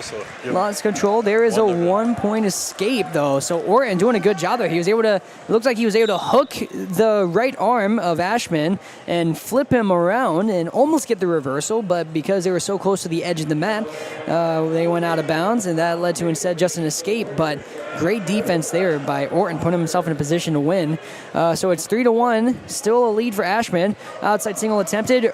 Goes for the 2-on-1 on that right arm. And trying to immediately go for the cradle. Oh, my goodness. Near side cradle. He's walking towards the head of Ashman.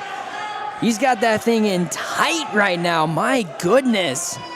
That was a quick turn of events that we didn't see coming. Very quick turn of events. It looked like Ashman was going to be the aggressor, but Orton kind of flipped a switch, and now he has a chance. He already has a 1-point lead, 4-3 over Ashman. Ashman is doing a good job fighting him to not get rolled onto his back. He's got 45 seconds to keep fighting, but what would make it easier is if he breaks the grip like he just did. Now to get up and get out of there, either get a reversal or going for that stand-up, but he's a little too close. Doesn't have enough room to get the stand-up. He probably could have maybe tried to go for a sit-out, but it still would have been a little too close to the edge. Looks like he was kind of massaging his calf for a second. I think might be on the verge of a cramp. Not something you want to have in the match right now. So Orton's going to start from the top position. 36 seconds left in period number 1. Quick sit-out. Defended by Orton, so good defense there. He had that arm across the waist of Ashman that prevented the sit-out from being successful. Now it looks like he's going for that left arm tilt. Ashman to his feet. trying to knee slide his way out, but that almost put them out of bounds. So 12 seconds left. Escape from Ashman ties it going into period number 2. But they're too close to the edge, and I think it depends which is going to happen first, time running out or them going out of bounds, and the time is going to run out first. So it's a 1-point lead for Orton going into period number 2, 4-3. Pretty good match so far. And Ashman's going to defer. Let's see, it's up to Orton, and I think he's going to take the up position.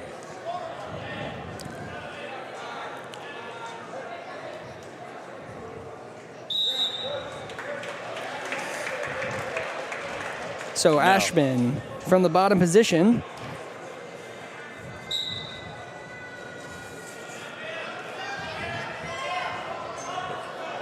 Quick stand up, but they're going to go out of bounds. Good job by Orton, keeping the action going, but able to push him out of bounds.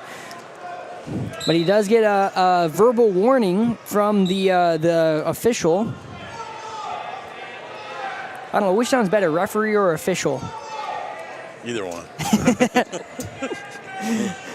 Minute 40 left in period number 2. We are 20 seconds into this one. Up in a cradle again. Another cradle, same as last time. Last time, Ashman was able to fight out of it, but this time, he's going to get rolled on. And he was able to roll over, though. My goodness! Almost able to roll right onto Cradle Orton. onto your back and then turn over, and now you're on top and got him on his back. He broke the grip at just the right time, got the 2-point reversal. Now he has a 1-point lead, but Orton looks like he may be trying to go for his own reversal and take back the lead by 1. As Ashman, he's not in an ideal situation. He's got the cradle, but he's not in the dominant position, as Orton's going to try and turn it into a headlock. At this point, Ashman, he either has to just let it go. Never mind, he's going to try and almost get him rolled over. Orton had enough of a position to stay in control, and just like that, Ashman's going to get onto his back, and that's a pin for Orton in the second period. 1:10 into the second period, and Ashman's still feeling that left calf. And so I'm guessing possibly a cramp for Ashman, and great effort by Orton, able to get that pin. That was flopping back and forth. I wasn't sure who was going to come That was out a on top. really good one. That second period was exciting.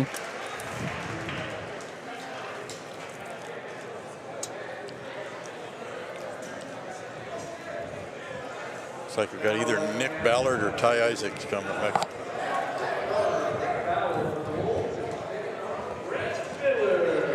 Okay, Nick Ballard, freshman for the Wolves, and Brett Miller, a freshman for the Roadcrew. So a couple of new guys, a couple of freshies out on the mat there.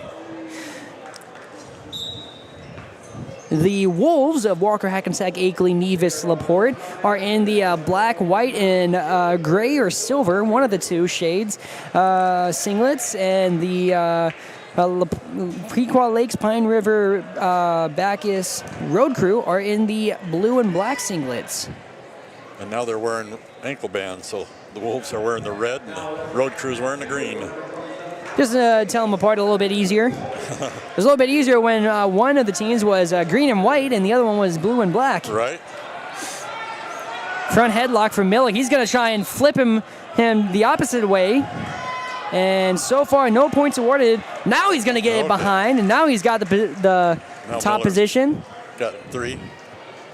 He's got the takedown. He's got him broken down to his belly. Good fight being shown, though, by Ballard.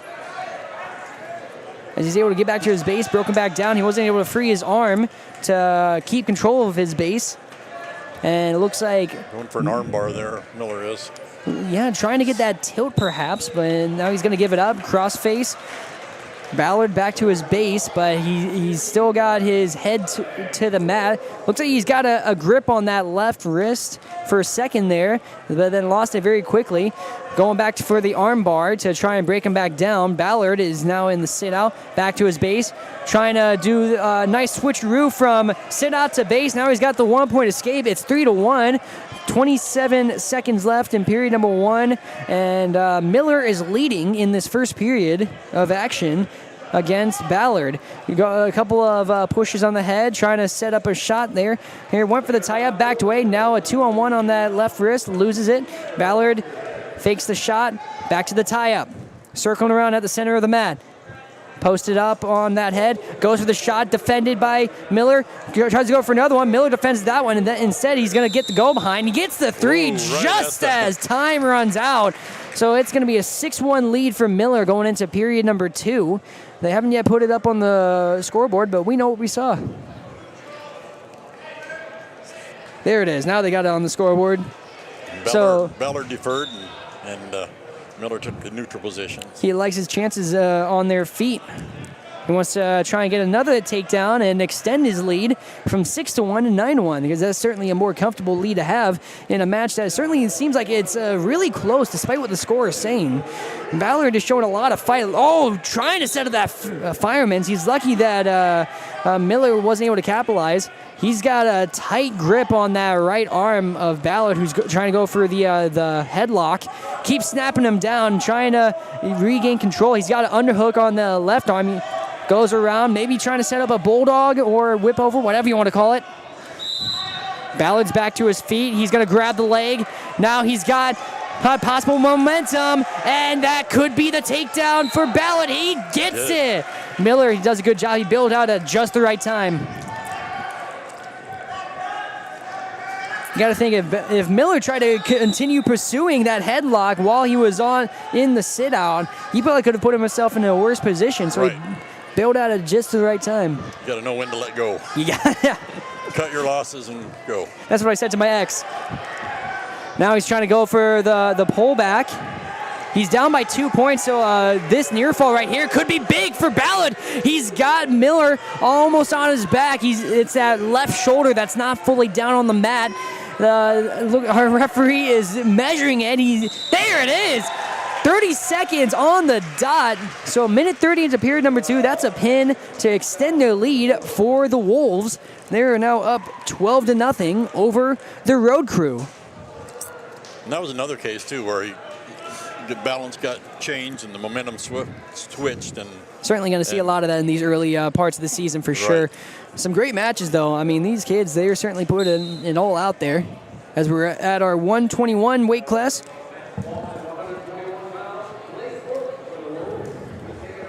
We got Blake Orton and Eli Markham. Eli Markham, he got a pin in his match against Holdingford. Excuse me, I keep fumbling with the name. The Wolves. The Wolves. So this is probably an older brother of Grant Orton. Yeah. So older brother trying to get a win as well, just like his younger brother did, and hopefully get an early extended lead against the Roadcrew. I think that's huge when you get brothers that close in weight at home. So not only do you wrestling practice, but you probably go a few rounds in the living room as well. Oh yeah, I'm sure their mom's sick of them using the living room as wrestling practice. Orton trying to get the double underhooks. He's going to switch to an over-under. For a second, Markham tried to go for the leg. Now they're kind of trading back and forth, going for the leg, switching back to the over-under. So it's just a battle of who's going to get the momentum. Now Orton has the double underhook, and they're going to go out of bounds. Got to feeling each other out here. We'll see when they get the confidence to go ahead and. It's the early part. Oh, quick low single, switches to the high outside single. Well, Orton just needs to try and lift him in the air. Good job by Markham, but Orton tries hooking the leg to get the trip. No good. Markham defends out of it, but he needs to be careful. He's risking the stalling penalty as he backs up out of bounds. Or actually, it looks like he was talking to Orton instead of Markham. I was thinking Markham was the one at risk of stalling, but it looked like the ref was talking to Orton instead. So there's the tie-up. Orton backs up a little. Now he's got his game plan. Overhook, trying to snap him down. He gets the underhook on that with his left arm. Head tie with the right. a classic wrestler's favorite. We got 20 seconds left, and it's still no score for either wrestler here in the stand-up position. 15 seconds left. Shot attempted by Markham, almost able to reverse into a throw by Orton. That was a really good reverse there. And so they go out of bounds. No points awarded. 8 seconds left. So we're going to see who's going to get that last second 3 points. I could have went either way there for a second. Oh, my goodness. Both of them realized that if they gave up the wrong momentum or if they put themselves out of balance, it definitely would have been a takedown for one or the other. So they were both very cautious of that after how these previous matches have been going. And Orton's going to take the down position.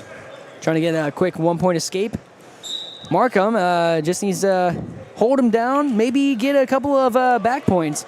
The worst he can give up is the escape.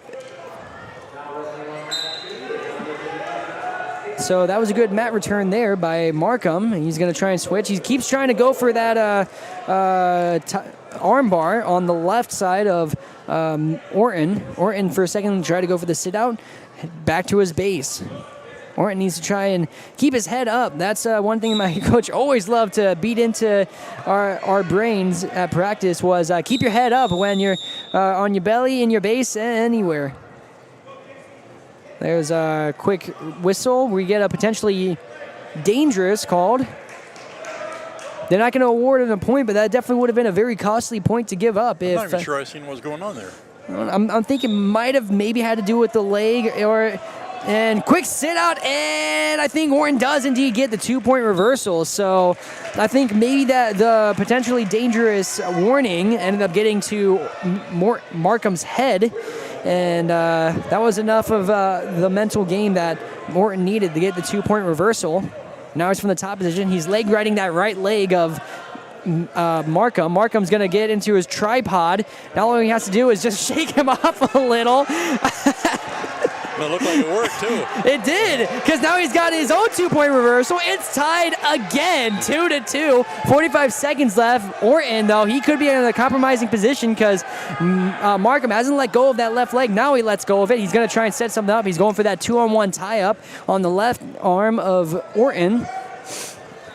You can tell a lot of these kids are right-handed dominant. Right. Because they keep going for that left arm on the 2-on-1. 25 seconds left in period number 2. Tied up 2-2. Hey, if Orton can get an escape right here, he saw that he was close to the edge, so he decided to bring it back, but that gave Markham the chance to trip him up and bring him back down to the mat. So nice mat return, keeps it at 2-2. 10 seconds left, and he's going to go for the crossface. For Markham, it's a way of trying to stall without actually stalling because you're going to keep it tight and then you're going to get the option going into the third period. And it looks like he's looking to a coach, and Markham's going to choose bottom. Coach is telling him to go down. He wants Markham to go down. So now if he can get to another reversal and keep going, then he can win. But they're tied up 2-2 going into the third period. Well, very, very tight match. This is the kind of match I was really hoping for. You know, I don't want to jinx it for either guy, but if we go to overtime, I wouldn't complain. He's going for that chicken wing, trying to get the tilt on that right arm. Went one way, now he's going to try and go the other way. He's got that arm in tight there. Obviously got to be careful with how much you're cranking it. He's going to switch to the left side of Markham, trying to go for the half Nelson. Now he switches to the headlock. Looks like he's going to instead try and sink back, but Markham's able to fight back to his belly. All it's going to take for Markham is to get an escape or a reversal, and he can take the lead right here. And obviously, for Orton, he would prefer to keep him down and maybe get a tilt or even maybe even a pin. So he had that arm behind his back there. One of the best things you can do then is walk around the other way, throw a half on, and then grab that arm. Exactly, and extend it out there and get that, use it as a lever. Right.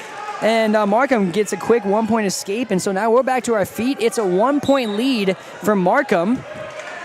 And there hasn't been a takedown yet today, so yeah, no, it reversals. So. There was a lot of hand fighting in that first period. 45 seconds left, and you got 3-2.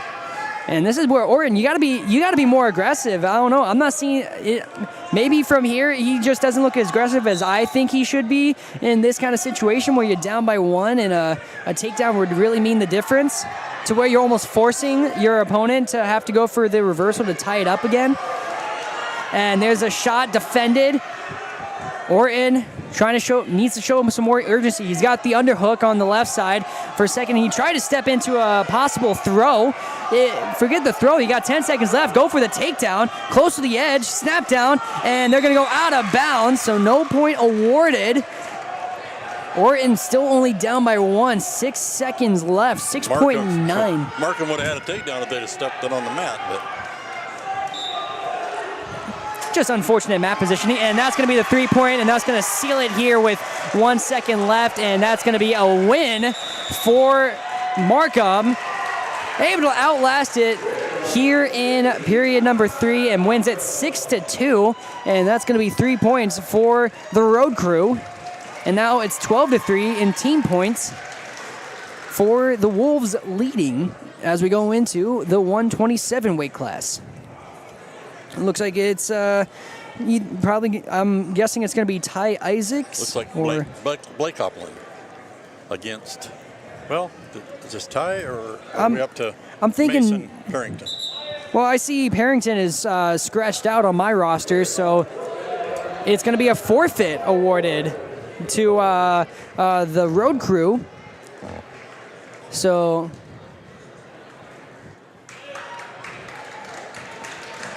we got a forfeit there to Wyatt Borders. Wyatt Borders takes the forfeit, and so Blake Hopland is going to be wrestling 133 for the Road Crew, and he's going to get another forfeit. So 2 back-to-back forfeits gives the Road Crew the lead, 15-12. Okay. Obviously, this is where these wins start to count some more, especially when you know you're understaffed compared to other teams. We got Owen Dable coming out here against Dominic Flores. So now we have our 139 match as we skip up to a couple of weight classes after those forfeits.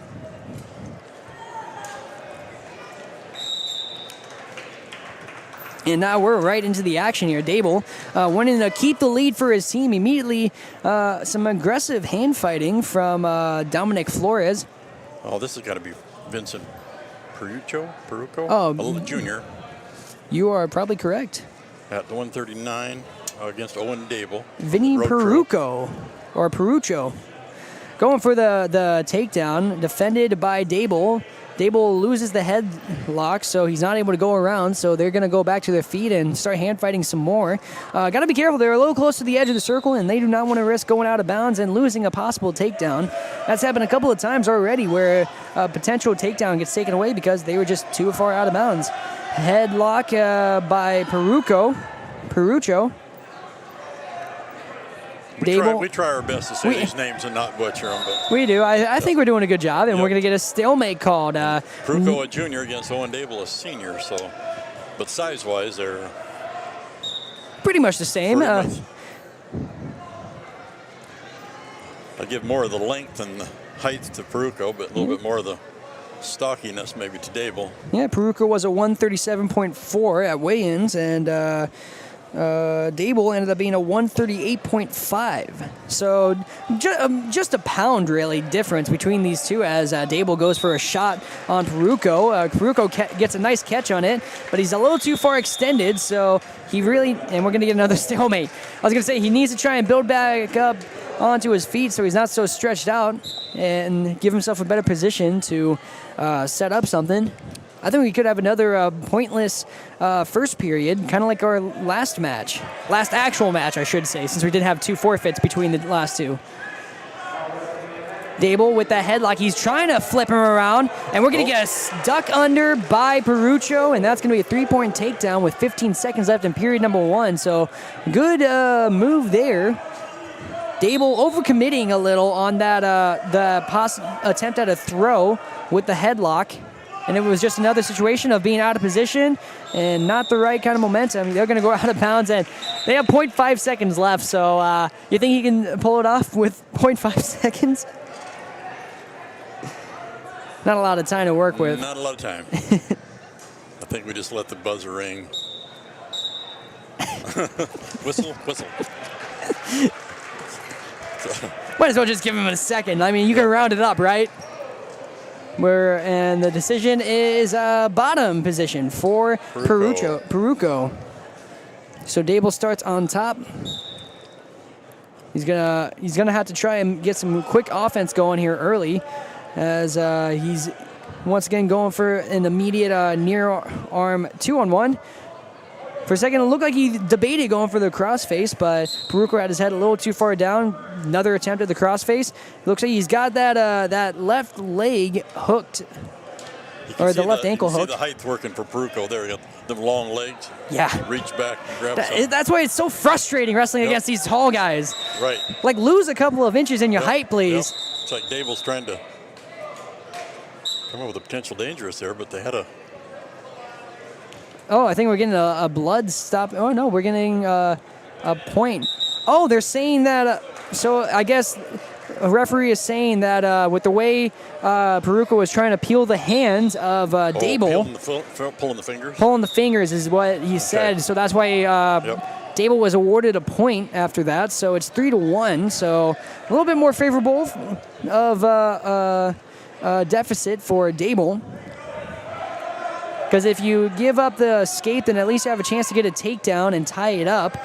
And there is the escape, but he switches, so he could have a chance to bring him back down. So that was a great return to the mat. Very high IQ. Kept that leg. Yeah.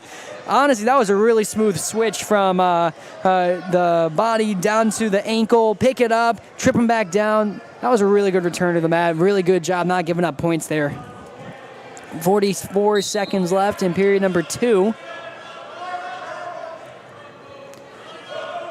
So far, Dable, he hasn't been unsuccessful, but he hasn't really been successful in terms of trying to get some top position offense going. But I do believe he does have the choice in the third period, so that could be beneficial for him. Take the down position and then work on getting the escape or the... Yeah, get the escape, or obviously preferably get the reversal and then give yourself a chance to tie it up and maybe send it to an overtime. But then you don't want to get the reversal too early as well. Right, and then Dable just got a warning for stalling. Wasn't working up to the top. Yeah, that's where it becomes tricky, because obviously you want to really try and like crank for one specific move because you feel like you got it, but at the same time, if you're trying too long to go for that one specific move, then you put yourself in a danger of a stalling, and you already got 1 point for the other guy getting a penalty. You don't want to give up that point by having your own penalty. Dable is going to choose bottom position, like he said. Down 3-1, so he wasn't able to do anything on the top, really, to get anything done to him. So it's like, let's start from the bottom and either get an escape or a reversal. And the takedown by Peruco in that first period did come a little bit later into the first period, so he wasn't really able to make something happen as he gets the tripod, almost gets Peruco to slip off from the top. Oh, that was close. That was a great recovery by Peruco. My goodness. I thought he was going to slip right off him. And he's trying to go for that really, really high half Nelson, or I don't know, the referee's in the way now, so I can't fully see what's going on. Oh no, can he move a little? Can we just make it up from here? But, okay, there we go. Now we can see. Looks like he's Peruco really riding that leg on the right side as referee looks close to blowing his whistle. I don't know if we're going to get a stalling or something called. Now he's saying, I think he might be telling Dable to work for it, as Dable looks like Peruco might be trying to set up that cradle. He's going to give it up now, and so Dable, he is less than a minute to get an escape. He's up to his feet, too close to the outside, and there we go. They go out of bounds, and Dable, that was a great effort there to get the escape, but really needing to be cautious of where you're at on the mat. Down 3-1 with 53 seconds. It's tight match here. Quick update on the mat to the right. The Huskers are leading 58-0 over Deer River. And Dable, he's going for the sit out. He's trying to maybe work that right leg out of the leg right position, but Dable, he's got a really heavy half Nelson there, and we're going to get potentially dangerous. I think it's because of the right arm and how far it's cranked over his head. Because that's the other thing that can sometimes force those potentially dangerous is if someone's really cranking that half Nelson, but they get that right arm, right shoulder really out of place. They don't want to risk any kind of dislocation, any kind of broken collarbones. Maybe I'm going a little extreme there, but you get what I mean. Oh, yeah. We're going to keep safety for the wrestlers. Oh, yeah. So Dable's going for the escape or reversal. He's up and moving, but I don't know if 10 seconds to go. I felt like he might have given up a little bit too soon on that stand-up. I know they were close to. So there's a stall warning, 10 seconds. I will say I feel like he might have given up a little bit too soon on that stand-up escape. On the bright side, though, we could have a possible reversal. No! Peruco. Oh, you got him in headlock. He can't quite flip him over. Much kudos. Just runs out of time. 3-1. Wow, what a match. That was a great match right there. Yep. And you know what? Good on Dable for not letting the lead get too big. Great defense. It was just those small situations where just giving up costly points with the one takedown and just not able to execute on other takedown attempts or on a couple of stand-ups here and there. And so that's going to tie it up on the team score 3-3 as we get ready for our 145 match. It's going to be Parker Zutter of the Roadcrew, and he will face off with possibly Cash Bullock, a freshman of the Wolves. And as we get on close to this home stretch of matches,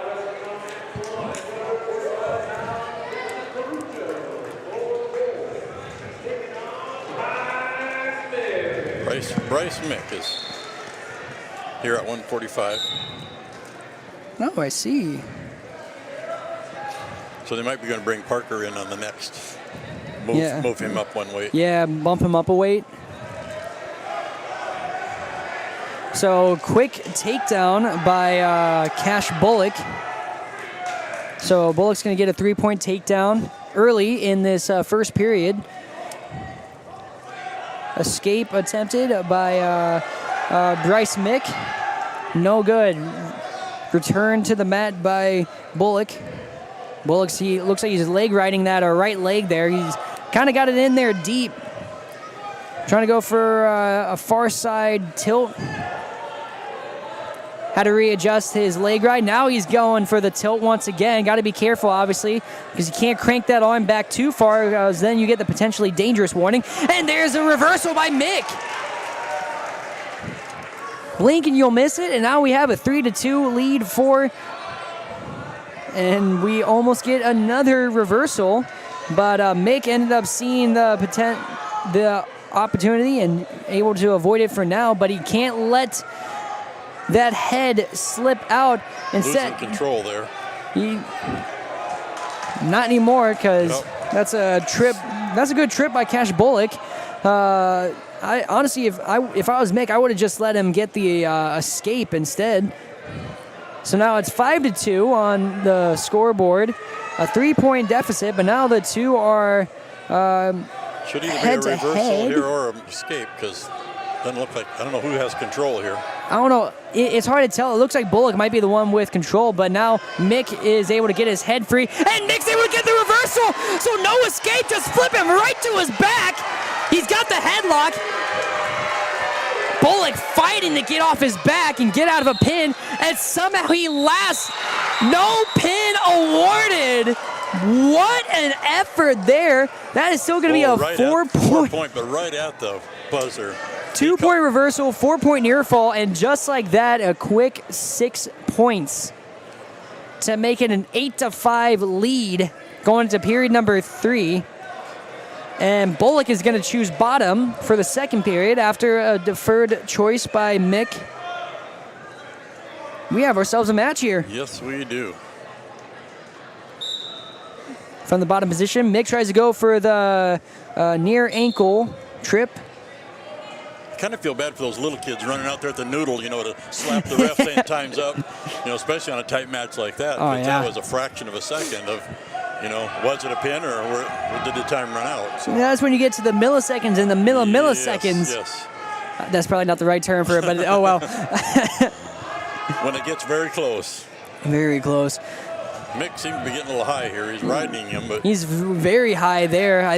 And so that allows for the tripod into the 2-point reversal. But Mick, a great wizard right there on that left arm that avoids the reversal. So he's going to force Bullock to just settle for a 1-point escape. Now we're 8-6. So we look inside single. Didn't really have the kind of momentum to really complete the shot. So Bullock, he's going to try and force ahead, but Mick able to get to his feet, keeping that knee. He needs to try and set it up, and that's going to be a quick whip over by Bullock.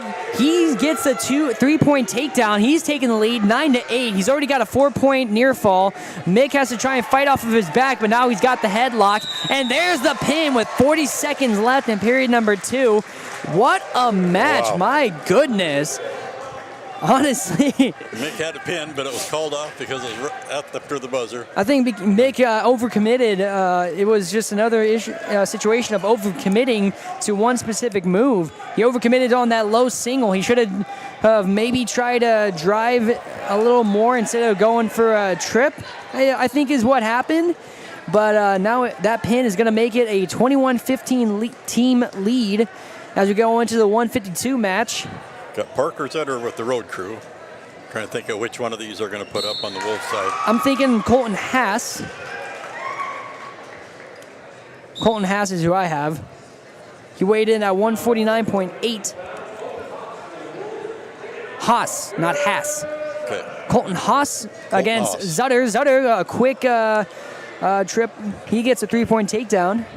Less than 15 seconds into period number 1. Now he's got a 3-0 lead. He's going to get the go behind. He's leg riding on that right leg. Now he's going to switch. Maybe try and go for a far side tilt. He's hooking that left arm. Haas is going to fall to his left hip and try and reverse it. And instead, we almost get a spladle. There's the tilt, though. And that's a really good tilt right there. He's going to get a quick. He's only going to get the 3. Oh no, I think they gave him the full 4 points. Huge lift and return right to his back.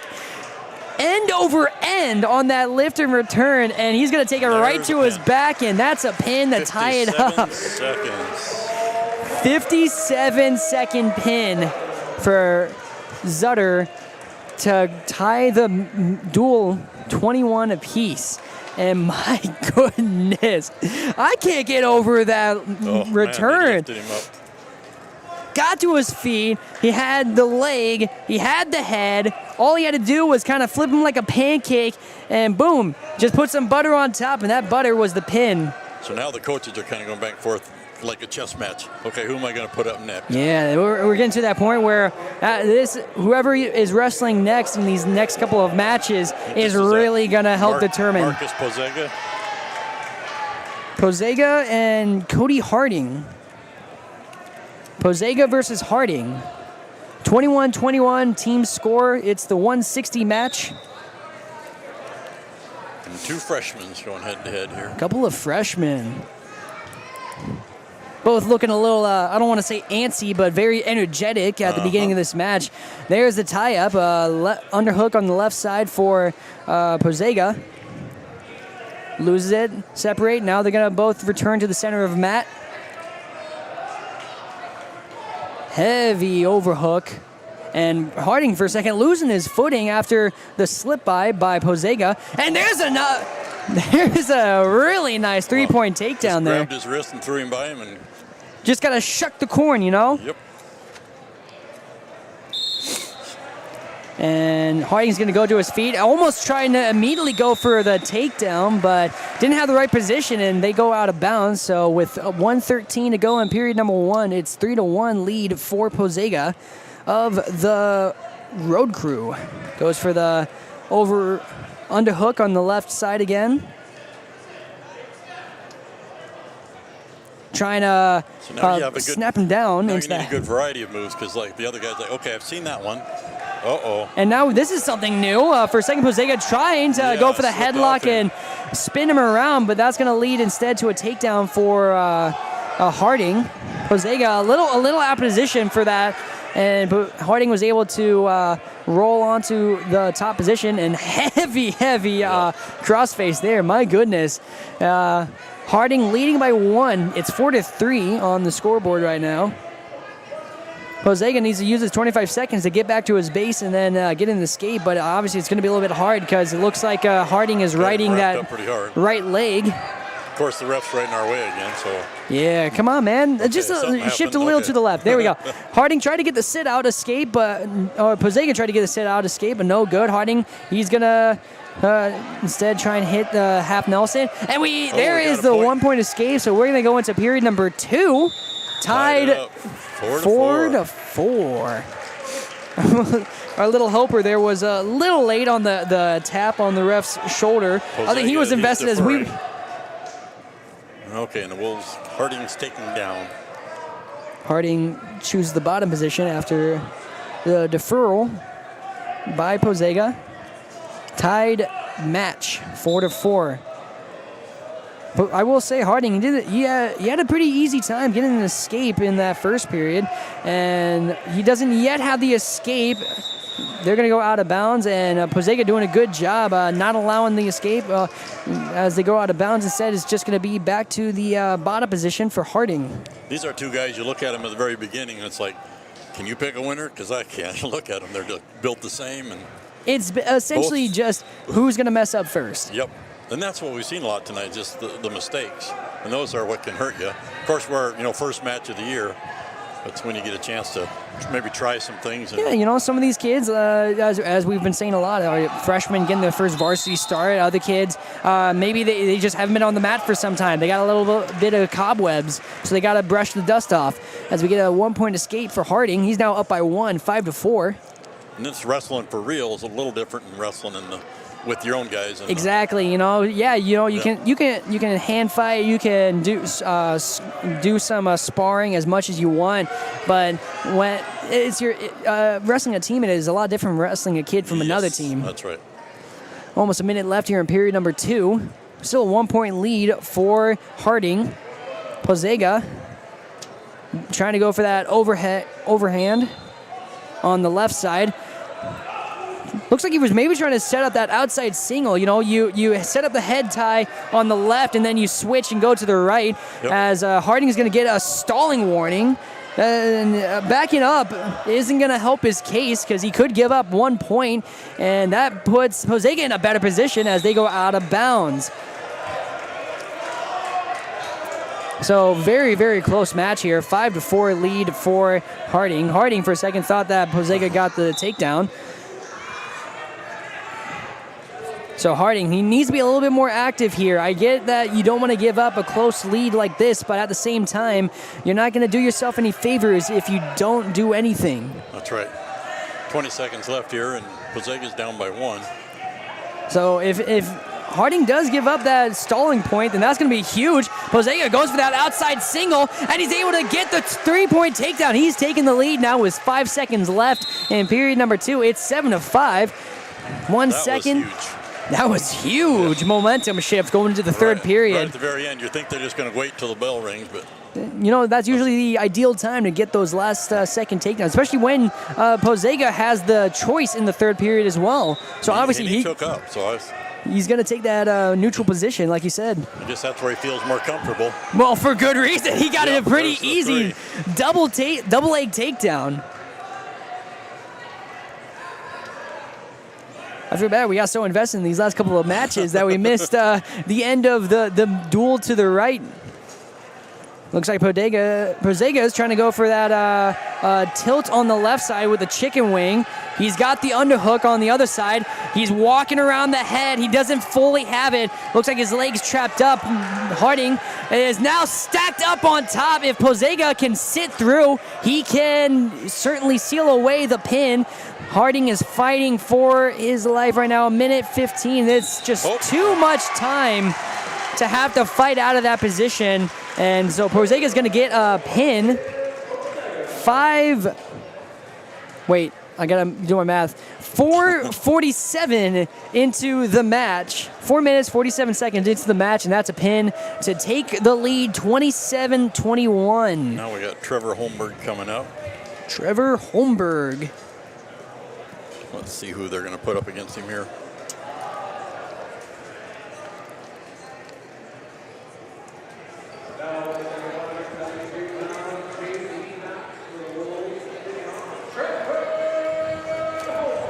Trevor Holmberg. I'm assuming it's JD Knox.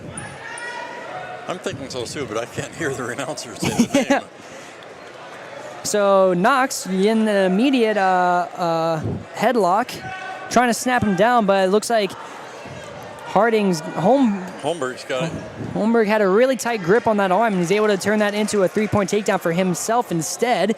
JD Knox trying to really keep a tight grip on that arm, but he's almost going to put himself in a position for Holmberg, to get a cradle. Fights out of that. And they're going to go out of bounds. It's a 3-1 lead for Holmberg. Stretching himself out a little bit before returning to the center. Got to avoid those cramps, especially in these later matches. Right. Because this is the 172 match. He's switching to the southpaw side, mess him up a little bit. And it looks like it works because he was able to chop him down immediately. Now he's trying to set up that chicken wing on that right side. Let's see if he goes for the got the arm bar. He's got the arm bar, and now he's able to get the flip, but not able to have enough control. He kind of let go of that arm a bit too soon. And so JD Knox reaching back there. He's got to be careful because he couldn't put himself in a bad position. You don't want to grab their head when you're on the downside. Exactly, especially that far back. Right. You can put yourself in a situation where you give the other guy a tilt. 45 seconds left in period number 1. 3-0 lead for Holmberg. Knox, he's been fighting, that's for sure. Holmberg's now he's got the arm bar on the right side. And he's got the turn. He's got the wrist, loses it. JD Knox able to fight off his back. 28 seconds. He needs to fight out of this one if he wants to preserve the lead. He's bridging as hard as he can. Now he's able to roll out, and JD Knox unable to get the go-behind reversal. So it's going to be 4-point near fall for Holmberg. 7-0 lead for Holmberg as we are 7 seconds away from period number 2.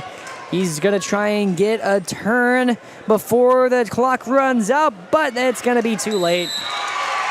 Or not. That was a pin. I don't know. Yep, he called it. He called it. Yep. 0.1 second left in the period. And that's a pin.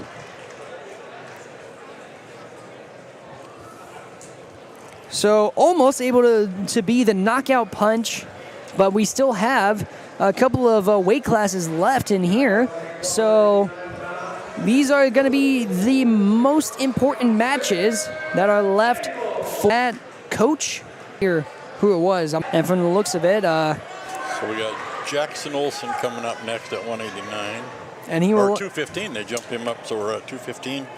Jackson Olson. And I think he's going to be wrestling Dawson Weaver, I think.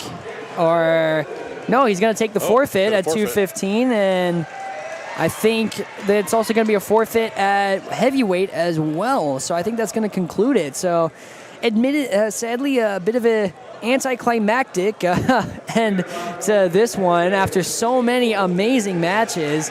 But that's going to be a win for the Roadcrew. 45-27 team score. Crew. And be Deer River coming over to the left's mat to take on the home team, Pequot Lakes, Pine River Bacchus Roadcrew, taking on the Warriors of Deer River. And over on the mat to the right, it's going to be the Holding Ford Huskers taking on the Walker Hackensack Akeley Nevis LaPorte Wolves. And so really fun, a couple of matches there. We're going to get ready. I believe we have Parker Zutter coming up here for a quick interview following that second duel of the night. And so we're going to get ready and listen to a couple of our advertisers. You are watching on yourliveevent.com. LLC is ready to serve you with any excavation project. Shrub Excavating provides residential and commercial new construction site prep, demolition, road and driveway construction, basement septic system design and installation, stump or brush removal, and delivery of sand, gravel, rock, dirt, and more. 42 years and still digging it right. Shrub Excavating will have your project done right and on time. Serving Pine River, Bacchus, Pequot Lakes, and all the surrounding communities. Shrub Excavating LLC. Online at shrubexcavating.com. Restock on food, fuel, and baits at locally owned Station 371 on Highway 371 in Pine River. Station 371 has bait and tackle, quality Cenex gasoline, off-road diesel, and is the only stop with #1 diesel. Make sure to stop by to wash off the sand and salt with their indoor car wash, open when the temp is at least 26 degrees. They'll hook you up with your fishing and hunting licenses too. Station 371 on Highway 371 in Pine River. Thank you for supporting local business. Stay up to date all year long with your live event from our social platforms with X, Facebook, and YouTube. From the latest coaches show to watch game broadcasts back on demand from earlier in the season. Search your live event on YouTube and hit subscribe. Outside the three-point arc. Pick and pop here with Spaeth into the left side corner. 3, good. For the complete and most up-to-date schedule throughout the year, head to our website at yourliveevent.com. So joining me here is Parker Zutter of the Pequot Lakes, Pine River, Bacchus Roadcrew, and so a big win in that second duel against the Wolves here today. What do you think were some of the biggest factors on being able to come out with the win after after a first couple of wins for the Wolves there? I think our team we bumped up a weight class, and I knew I just had to go out and go push the pace and get a win for the team. So hopefully we could win the duel and pin my guy, kind of set the tone. And my team, they followed after me, Trevor Holmberg with a big win, and it was pretty good after me. I gotta say, the move that set up your pin, that was pretty exciting stuff there. You kind of flipped him there. Yeah, it was a nice move, kind of a showboat move, but I think it worked pretty good. Oh yeah, and so now, how do we finish the duel off strong here with this next one against Deer River? I think we just got to go out, do what we did against Walker, and push the pace, and I think we'll come out on top again. Yeah. So, and also moving forward, looking to the rest of the season as well. Got from what Coach was saying, got a lot of tournaments coming up before, and so how do you see the team growing from here? I see our team's only going up. We have a few guys out with bad grades and kind of injured. So I think our team, by section time, we should be a pretty solid team, and I think our team's getting better from last year, and I think we're going to be a pretty decent team this year. Yeah, and kind of singling you out here, being one of the senior leaders on the team. What kind of role have you been trying to play this year as that senior leader? I've just been trying to be a good leader in the room and just make sure kids are working hard and try to be a role model to the kids. Trying to set the tone and show the younger guys some moves to try in their matches, like the one you just did. Yeah, totally. I mean, I'm gonna have to show them hopefully we can have some more moves like that. Absolutely. Yeah, and it looks like getting ready to do the coin toss. So I probably should let you go here. All right. Thank you for your time, and best of luck as the duels go on. Sweet. Thank you. Absolutely. Again, that was Parker Zutter. He's got to hurry there. I think I took a little too long with my interview with him as they're doing the coin toss. Once again, the Pequot Lakes, Pine River, Bacchus Roadcrew are going to be taking on the Deer River Warriors for their final duel of the evening. And on the mat to the right, it's going to be Holding Ford taking on Walker, Hackensack, Akeley, Nevis, LaPorte for their final duels of the season. Holding Ford, they were certainly a favorite coming into today. They were number 3 in Class A before these duels, and then they also had numerous guys who were in the top 5, top 10 for their weight classes in Class A as well. So certainly going to have a strong season for them. Special shout out to Holding Ford as their season goes on, and really cool being able to talk to Parker Zutter. Really funny being able to also kind of hype him up with that move he had. And a really, really fun evening of wrestling that we've had. We had a lot of great matches and expecting nothing less as we get ready for these next matches to come. And for a second, I thought they were going to go right into the duel against Deer River, but I think they're still taking some time, or maybe they're just getting figured out who is all going to be wrestling in each matches. Of course, we're going to be starting at 107. I'm still trying to make sure I do the math here for all of these other matches. Because I believe, if I remember correctly, so now we're going to get right into our 106 match here. Ashman, of course, for the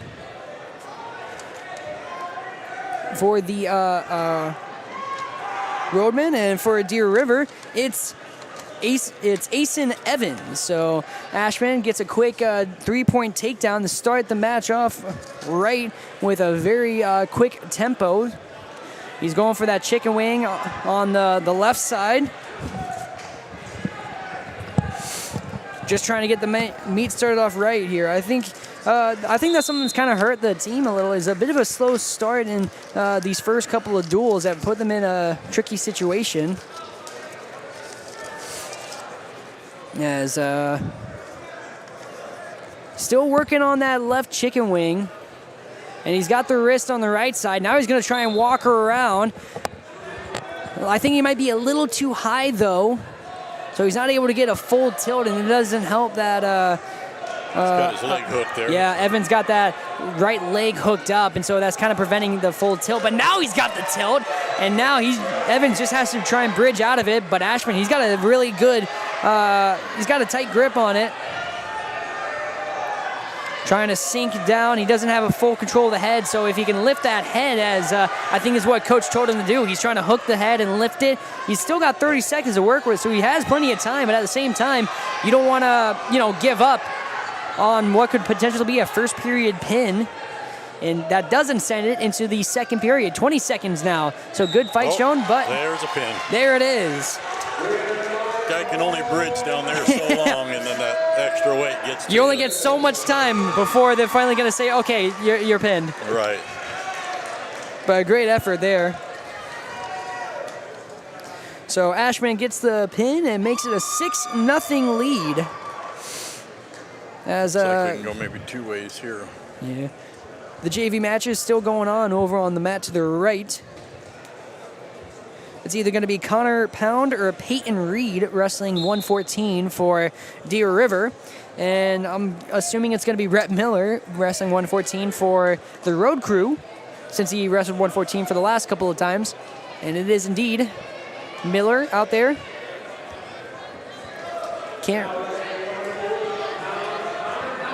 It is Connor Pound.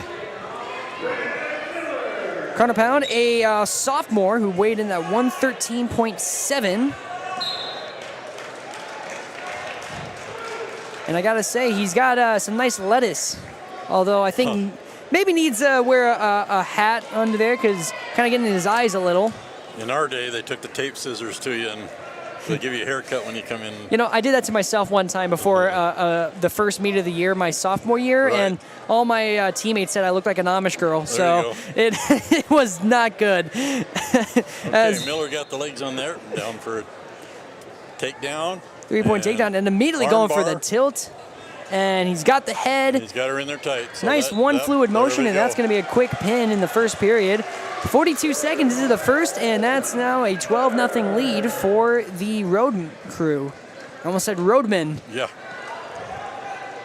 That's a totally different thing. Okay, now we're up to 121. Looks like we got two options here for the. I have them both scratched out in my on my roster. Oh, looks like we're going to forfeit. So it's going to be a forfeit. So the Roadcrew, they get to cruise on into what could possibly. I don't want to count Deer River out of it, but they are down multiple guys, and so they're going to give up, I think, one too many forfeits. And that forfeits kill you. They do. They really do. Not only do they kill your lead and they kill your momentum, but they also sometimes just kill the vibe. Now we're going to get our 127 matchup between Gage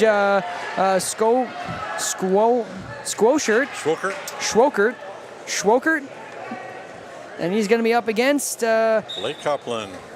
Blake Hopland. The grandson. The grandson. Yeah. We should just call him the grandson from here on. A little biased, yeah. Well, he's already going a very aggressive start to the match here. He goes for that 2-on-1 tie-up on that right arm. Schwokert, a little bit of a taller wrestler, taller, lengthier.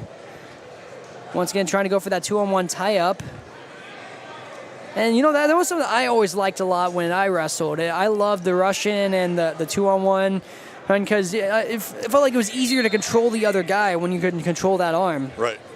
And he goes for that inside single and able to get a nice 3-point takedown. Very solid takedown by Hopland. I'm sure you would agree. Absolutely, absolutely. Schwokert tries to sit out as Hopland looks like he maybe was trying to go for the chicken wing on that left side. Now he's digging for it again. Maybe getting that 2-on-1 if he can grab the wrist. Now he's going to switch to the right wrist. And now he just needs to try and walk it out. Schwokert able to free his left arm, but he's still on his belly. So Hopland doing a good job keeping that hand control. He's got that left wrist in his right hand. Now he's going to try and fish his left arm underneath. And now here is the tilt. He's got one leg over the head, so he's already got 4-point near fall. Well, he kind of bailed out a little bit early, so I don't know if he got the full 4 counts. He might have, though. Now he's going to go for it again. This time he's going to try and give himself a better chance to get the pin, and he does indeed. Just in time, too. 12 seconds left in the first period, and that's going to be a quick 48 seconds. 24-0 lead in team score. Way to go, grandson. Good job, grandson. Oh, man. Hey, maybe we should bring your grandson up here for the interview so you can ask him, like, hey, so. Yeah, embarrass him, right? Exactly. Nothing better than embarrassing the grandkids. Right. I can't That's really. what I live for. That's what I live for. I can't really relate, but. So now we're getting ready for our 133 matchup. The Roadcrew leading 30-0 in team scores, and that's another forfeit. So at this point, I think it's safe to say that the Roadcrew is going to come away with a win. But that was Tucker Johnson. Took the forfeit. Tucker Johnson, good for him, getting his hand raised in this varsity meet. So now we're going to move on. I believe it's going to be Owen Dable. Actually, no, it looks like it's going to be Dennis Rahm who's going to take the forfeit at 139. And so I'm just kind of skipping through all these forfeits because we're going to get up to 145. Cooper Wilson or Ian Villanueva. I'm assuming it's Villanueva because he's a junior. Unless Cooper Wilson is a really good 8th grader. He might be, though. And there's Parker. Parker Zutter, who we just got done talking to earlier. Kind of had to rush him out there after us because they were doing the coin toss as we were doing the interview. And that's a very quick 3-point takedown. Zutter wasted no time. And he's going to let him get the escape. Quick tie-up. That's going to be a really quick duck under, and Zutter lets him get another escape. It's now 6-2. Gives him a chance to do some practicing. Kind of toying with his food there. It's like a cat. 9-2 lead, and now it's going to be 9-3. Zutter lets him get the escape. Blocks a shot attempted by Villanueva. Now Zutter with the underhook on that left arm of Villanueva. And he's just going to snap down Villanueva, go behind, and get a quick go behind for a 12-3 lead. Looks like he's trying to keep that hip control. Villanueva gets to his feet, but quick lift and return. Good job by Zutter. I know one thing that kind of a lot of wrestlers run into issues with is trying to let go of the hands after you get the return, so that way you don't get the locked hands penalty. I've had that happen a couple of times. Right. Always annoys me. Yep. It's like, I totally let go. I give this guy some credit, though. 8th grader, and you're going up against a senior who's multi-state entrant, and he's just doing his best. Like it's a tough match to walk into for one of your first starts of the season. Right. remember I had a season like that too. I think that was my junior year. No, yeah, it was junior year of high school, and literally all of my matches at varsity were the best guy on the other team. Right. It was the worst experience ever. That happened to me in 7th grade wrestling varsity at 133 in 1971, and they put me in, and I was going against a guy from Crosby who was a state champion. Oh my gosh! So we got there, and the coach like, nope, I can't do this. So they had me forfeit to him. Just didn't want to get me hurt. You know, at least coach is looking out for you. As we're going to go into the second period, it's 15-4. Zutter leading on the scoreboard here by 11. As the 8th grader Cooper Wilson ends up deferring. Zutter chooses neutral, so he's going to try and go for a quick little trip up. Cooper caught the trip, but Zutter is still going to keep control. He may be experimenting with a takedown there, and when he felt like he wasn't going to get it, he decided to bail out at just the right time. Now he's got a double chicken wing, gets the stack and gets the pin, and he gets that one 23 seconds into period number 2. So in total, 2 minutes, 23 seconds. Almost got the 2-2-2. Right. And that's going to be a pin for Zutter in the second period, and it's going to be a 42-0 lead. Well, they already had 18 points just playing around until they got to that point. 18-4. He was already one away from the tech fall, so he thought, you know what, I'm going to get the pin. Right. So here we got Marcus Pozega coming up at 152. And I believe Villanueva, the 11th grader, is going to be the one bumped up to 152. It is Villanueva. Okay. I don't know why I keep flipping to the next page. So Borghese, excuse me, the freshman taking on a junior for the 152 match. Deer River, you know, you got to wish them the best of luck, though, in their season, because obviously for duels, it's going to be a tough time getting a lot of wins in duels. So you got to rely on a lot of tournament play to find some success, but still getting a lot of these guys, because they have some young guys on their team. Right. Getting them that experience and just giving them a chance to get out there and improve earlier in their season. I know in the past there's been some really good wrestlers come out of Deer River. It also doesn't help that they are missing like 4 guys in their roster too. That doesn't help either. As Pogiza trying to get that overhook on the right side. Villanueva pulls away. Now back to the tie-up. Pogiza for a second almost trying to get a trip into a pin, but Villanueva fights out of it. Back to the tie-up in the neutral position. 55 seconds left in period 1. Inside single, and you might as well just follow through with it. There you go. There we go. Now he's got it. Villanueva got 3. Villanueva now just trying to fight back to his base after giving up the 3-point takedown. Now he's back to his base. Pogiza. Need to be careful of those locked hands for a second there. It was lingering a little too long. Trying to go for that 2-on-1 tie up. Now he's going to grab the right wrist and the left wrist. Now he switches to that half Nelson on the left side and then trying to flip to the right. Wait. Just can't go back and forth too fast. Right, left, yeah. Then you end up with a full Nelson. Yeah, that's the tricky part about it. And quick lift and return back to the mat with 3 seconds left in period number 1. And Pogiza is going to go into the second period leading 3-0 on the scoreboard here. And Pogiza is going to take the down position. So try to get a couple more points.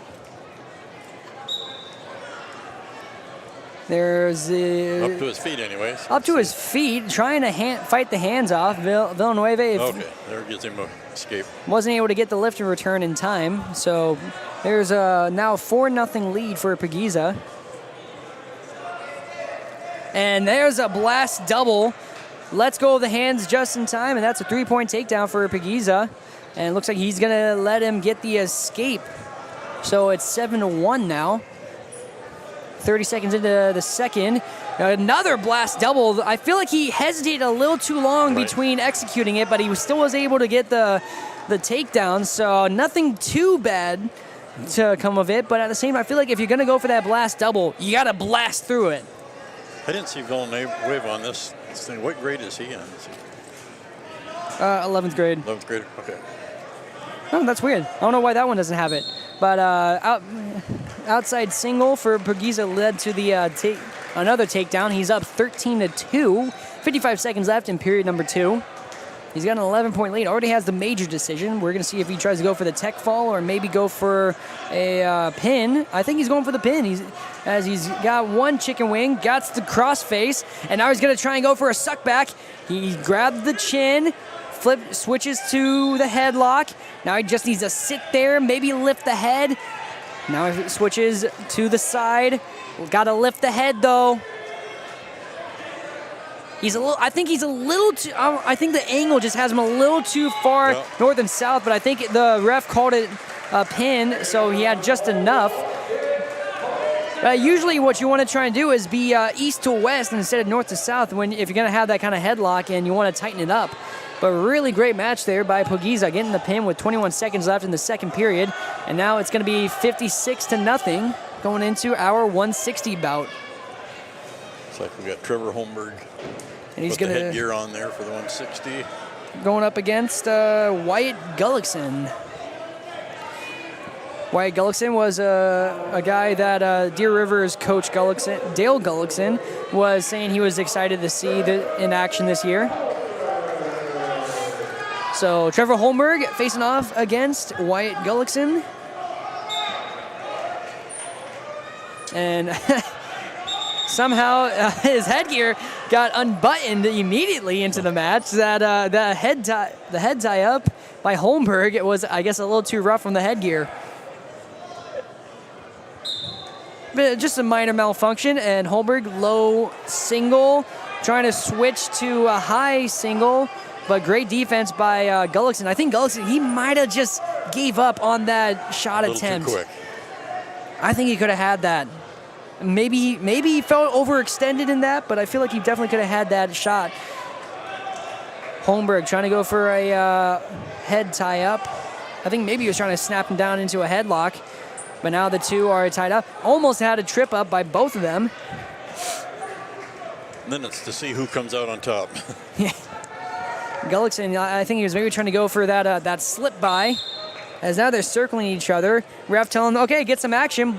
Quick double, trying to flip from low to high, and end up going into the Roadcrew benches. At about 30 miles an hour. An immediate inside single. Well, trying to switch to the outside. Gullickson, if he can... looks like he's trying to lift that ankle up, but the Wizard...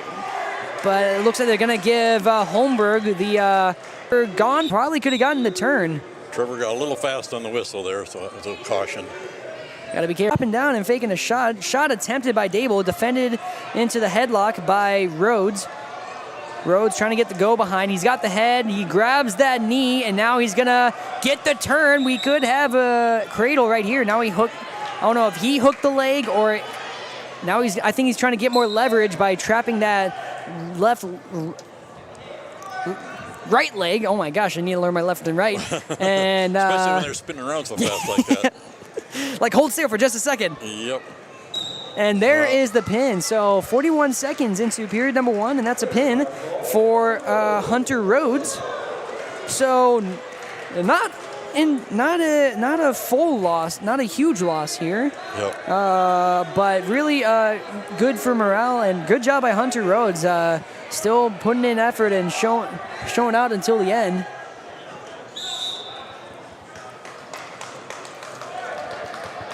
So we've got Jackson Olsen coming up next here. We're going to see if he either takes a forfeit or what happens here. And it will be a forfeit. So Jackson Olsen gets a free 6 points for his team, 60-6 on the scoreboard. Obviously, I don't know. You think they can pull off the comeback? 60-6. What would it take for So 2:15, and that's going to be another forfeit for Jake Olson. Jackson Olson took the forfeit at 189, and at 2:15, Jake Olson takes the forfeit. And now we're at heavyweight.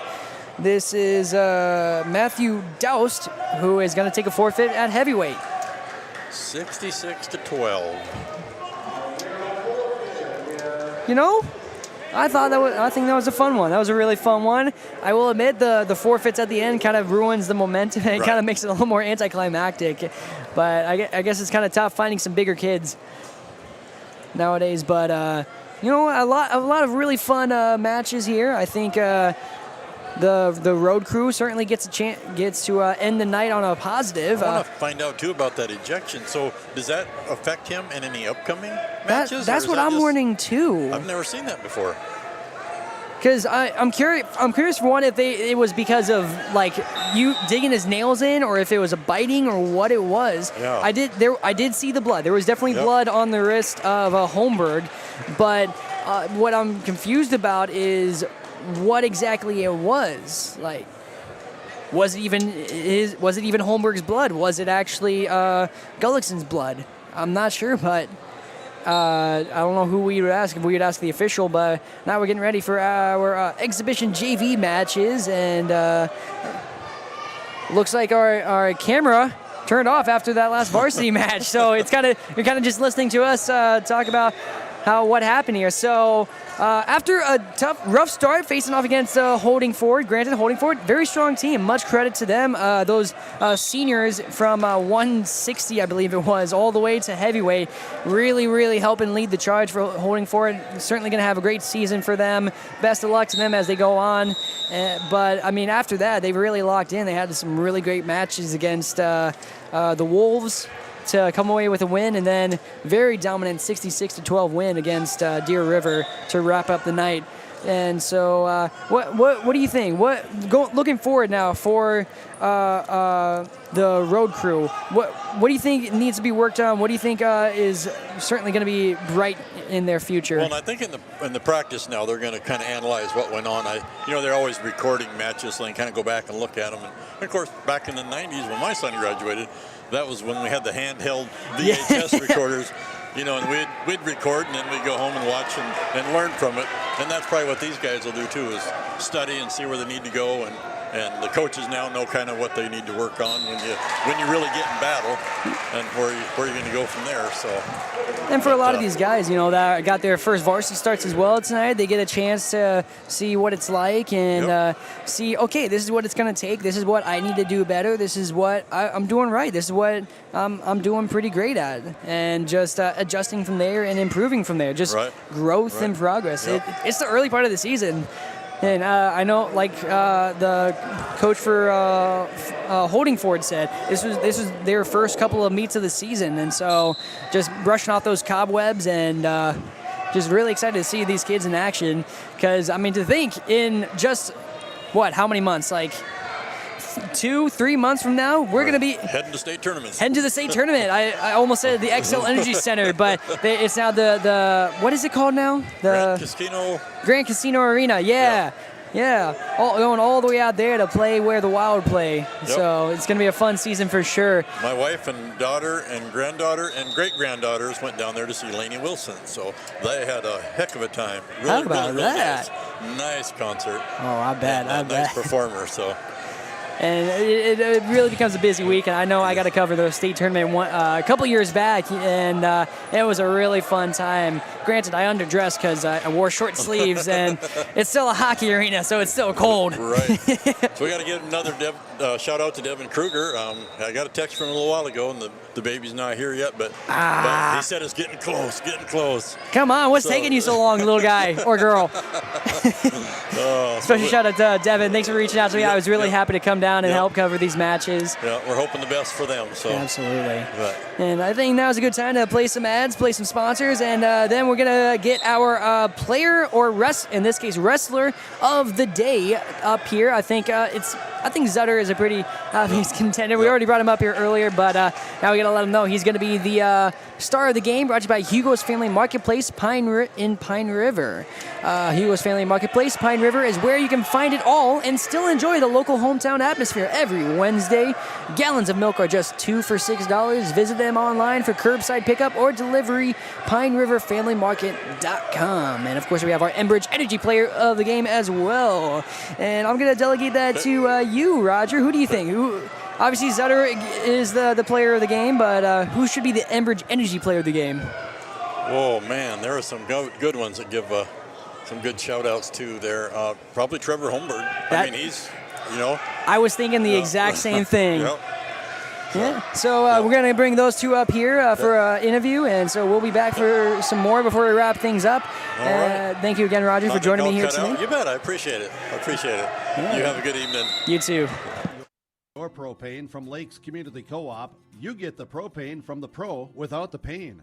The pro from Lakes Community Co-op starts with the service, monitoring systems, budget programs, online bill pay with additional services from Lakes Community Co-op. They set the tank, fill the tank, monitor and deliver propane as you need. Call 1-888-935-2281 to get propane to you from Lakes Community Co-op. For more information, visit lakescommunitycoop.com.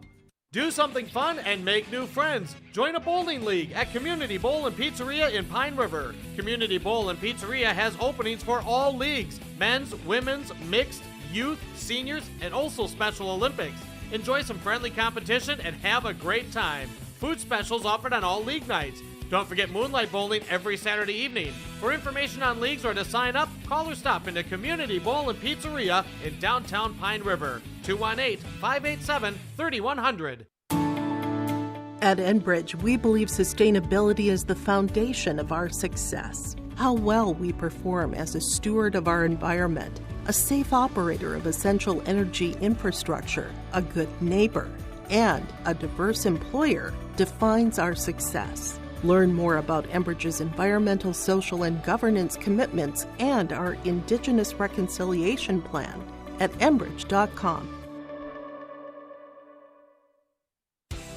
Hannikin Insurance Agency is proud to support today's coverage. Hannikin Insurance has been serving families and businesses in central Minnesota for over 30 years. By working with an independent agency like Hannikin Insurance, the process of finding insurance that is appropriate for your goals and budget is simplified. Contact Hannikin Insurance Agency in Pine River, Little Falls, Piers, or Brainerd online at HannikinInsurance.com. Let Hannikin Insurance give you the peace of mind that comes from knowing your financial situation is secure. Lakes Community Co-op Feed Division carries a wide variety of products, from bagged feeds to livestock equipment, bulk custom feeds, and they can assist you with all your farm and ranch needs with on-farm analysis for ration balancing, problem solving, and feed mixing. Lakes Community Co-op can help your bottom line with controlled feed costs and maximum production. For more information on the Lakes Community Co-op Feed Division, visit lakescommunitycoop.com. I've got a math question for you. When you add tolerance, subtract prejudice, and multiply efforts to treat one another with respect, what do you get? Less division. And school sports have it down to a science. Looking for an example of what can happen when we realize there's more that unites us than divides us? Look no further than high school sports in Minnesota. This message presented by the Minnesota State High School League and the Minnesota Interscholastic Activities Administrators Association. The PRB Boosters are happy to sponsor coverage of the Tigers. Like them on Facebook for events and fundraisers. The PRB Boosters could use your help. Be part of great events and fundraisers, all built to give back and present more opportunities for the students of Pine River Backus schools. For information or to get started, email prboosterclub1.com. Meetings are the first Monday of every month at 6 p.m. at the school. Good luck, Tigers, from the PRB Boosters. Great people, economic viability, a wonderful place to live. Pine River, Backus, and PRB Schools. PRB Schools is a small school district with large district opportunities, providing activities and classes that involve students, making sure every student has everything to be successful. PRB Schools also offers a variety of community ed programs, a great way to learn new skills hands-on with others within the community. making connections with families, being involved with the community, becoming a community family. prbschools.org. For trusted news, weather, and sports from your community, look to R&J Broadcasting Incorporated. KRJB, KRJM, and KKCQ Radio and rjbroadcasting.com. Hear local voices from local radio with news and information from the area. Your information stations, KRJB, KRJM, and KKCQ Radio and rjbroadcasting.com. Local voices from local radio. Shrub Excavating LLC is ready to serve you with any excavation project. Shrub Excavating provides residential and commercial new construction site prep, demolition, road and driveway construction, basement septic system design and installation, stump or brush removal, and delivery of sand, gravel, rock, dirt, and more. 42 years and still digging it right. Shrub Excavating will have your project done right and on time. Serving Pine River, Bacchus, Pequot Lakes, and all the surrounding communities. Shrub Excavating LLC. Online at shrubexcavating.com. Restock on food, fuel, and baits at locally owned Station 371 on Highway 371 in Pine River. Station 371 has bait and tackle, quality Cenex gasoline, off-road diesel, and is the only stop with #1 diesel. Make sure to stop by to wash off the sand and salt with their indoor car wash, open when the temp is at least 26 degrees. They'll hook you up with your fishing and hunting licenses too. Station 371 on Highway 371 in Pine River. Thank you for supporting local business. Stay up to date all year long with your live event from our social platforms with X, Facebook, and YouTube. From the latest coaches show to watch game broadcasts back on demand from earlier in the season. Search your live event on YouTube and hit subscribe. Outside the three-point arc. Pick and pop here with Spaeth into the left side corner. Three, good! For the complete and most up-to-date schedule throughout the year, head to our website at yourliveevent.com. When you buy your propane from Lakes Community Co-op, you get the propane from the pro without the pain. The pro from Lakes Community Co-op starts with the service, monitoring systems, budget programs, online bill pay with additional services from Lakes Community Co-op. They set the tank, fill the tank, monitor and deliver propane as you need. Call 1-888-935-2281 to get propane to you from Lakes Community Co-op. For more information, visit lakescommunitycoop.com. Do something fun and make new friends. Join a bowling league at Community Bowl and Pizzeria in Pine River. Community Bowl and Pizzeria has openings for all leagues: men's, women's, mixed, youth, seniors, and also Special Olympics.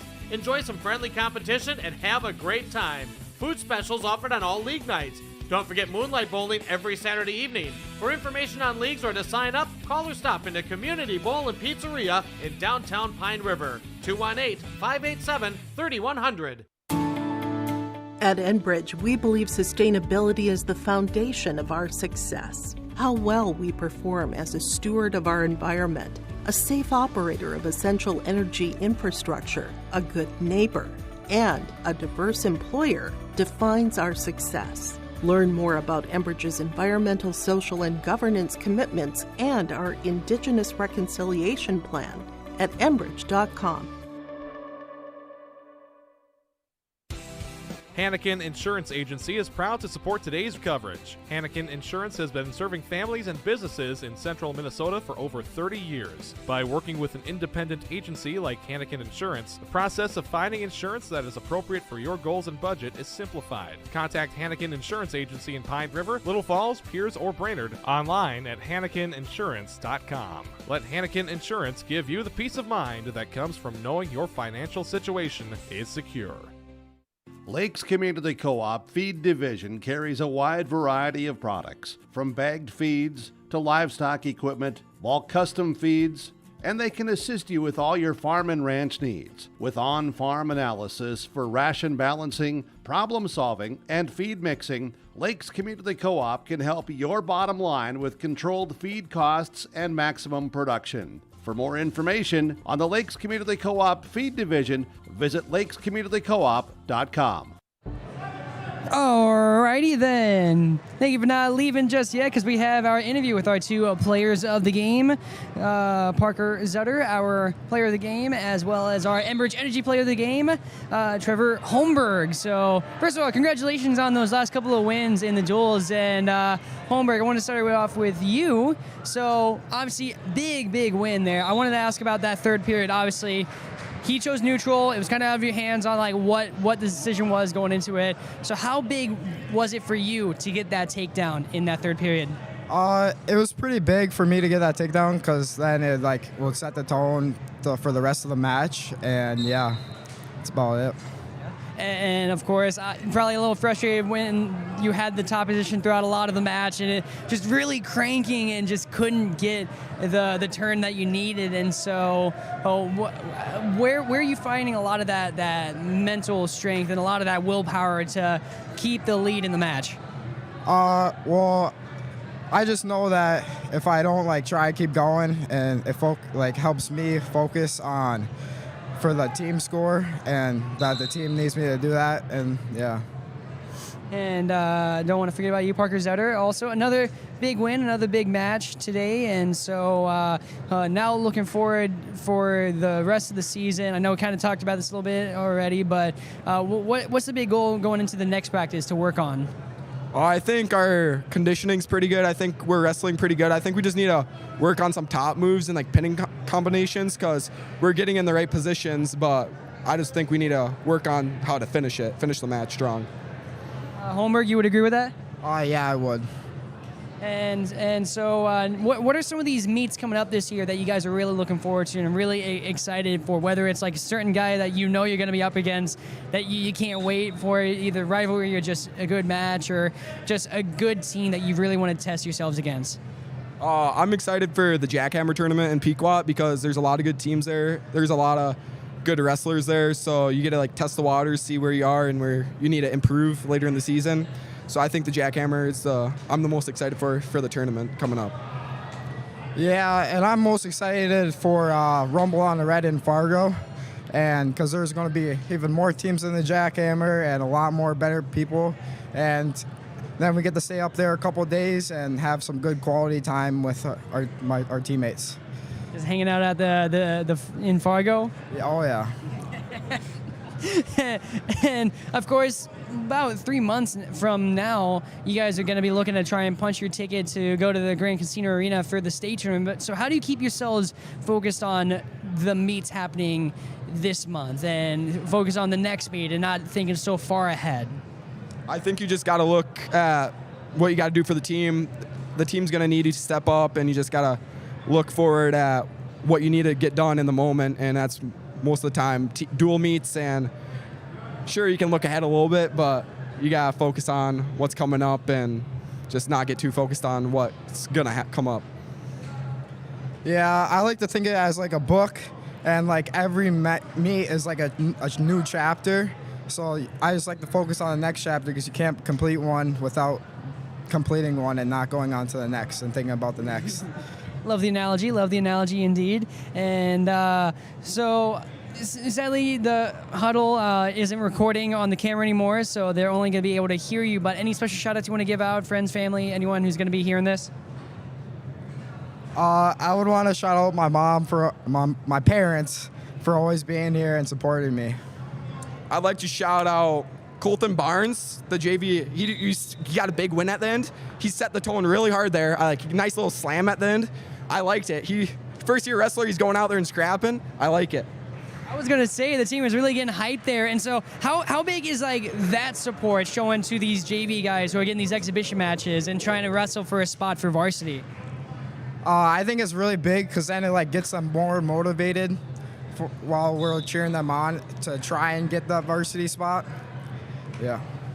Yeah, I'm going to have to agree. Just keep pushing. They're good quality kids, like more practice. Like you get to practice with the kids, and you hopefully get them better enough so they can actually wrestle varsity, and you look forward to that kind of. Absolutely. Well, I want to wish you guys the best of luck as the season goes on. Parker Zutter, our star player of the game, and excuse me. Trevor Holmberg, our Enbridge Energy Player of the game. Congratulations on a win against Deer River, and good luck as the season goes on. Sweet, thank you. Thank you. And that's going to wrap up our live broadcast of some high school varsity wrestling here today at Pine River Bacchus High School. This is Augie Schmidt live on YourLiveEvent.com. I apologize for stuttering there towards the end. Another special shout out to Devin Kruger. Congratulations on the baby once it eventually is born, of course. And once again, this is Augie Schmidt live on YourLiveEvent.com.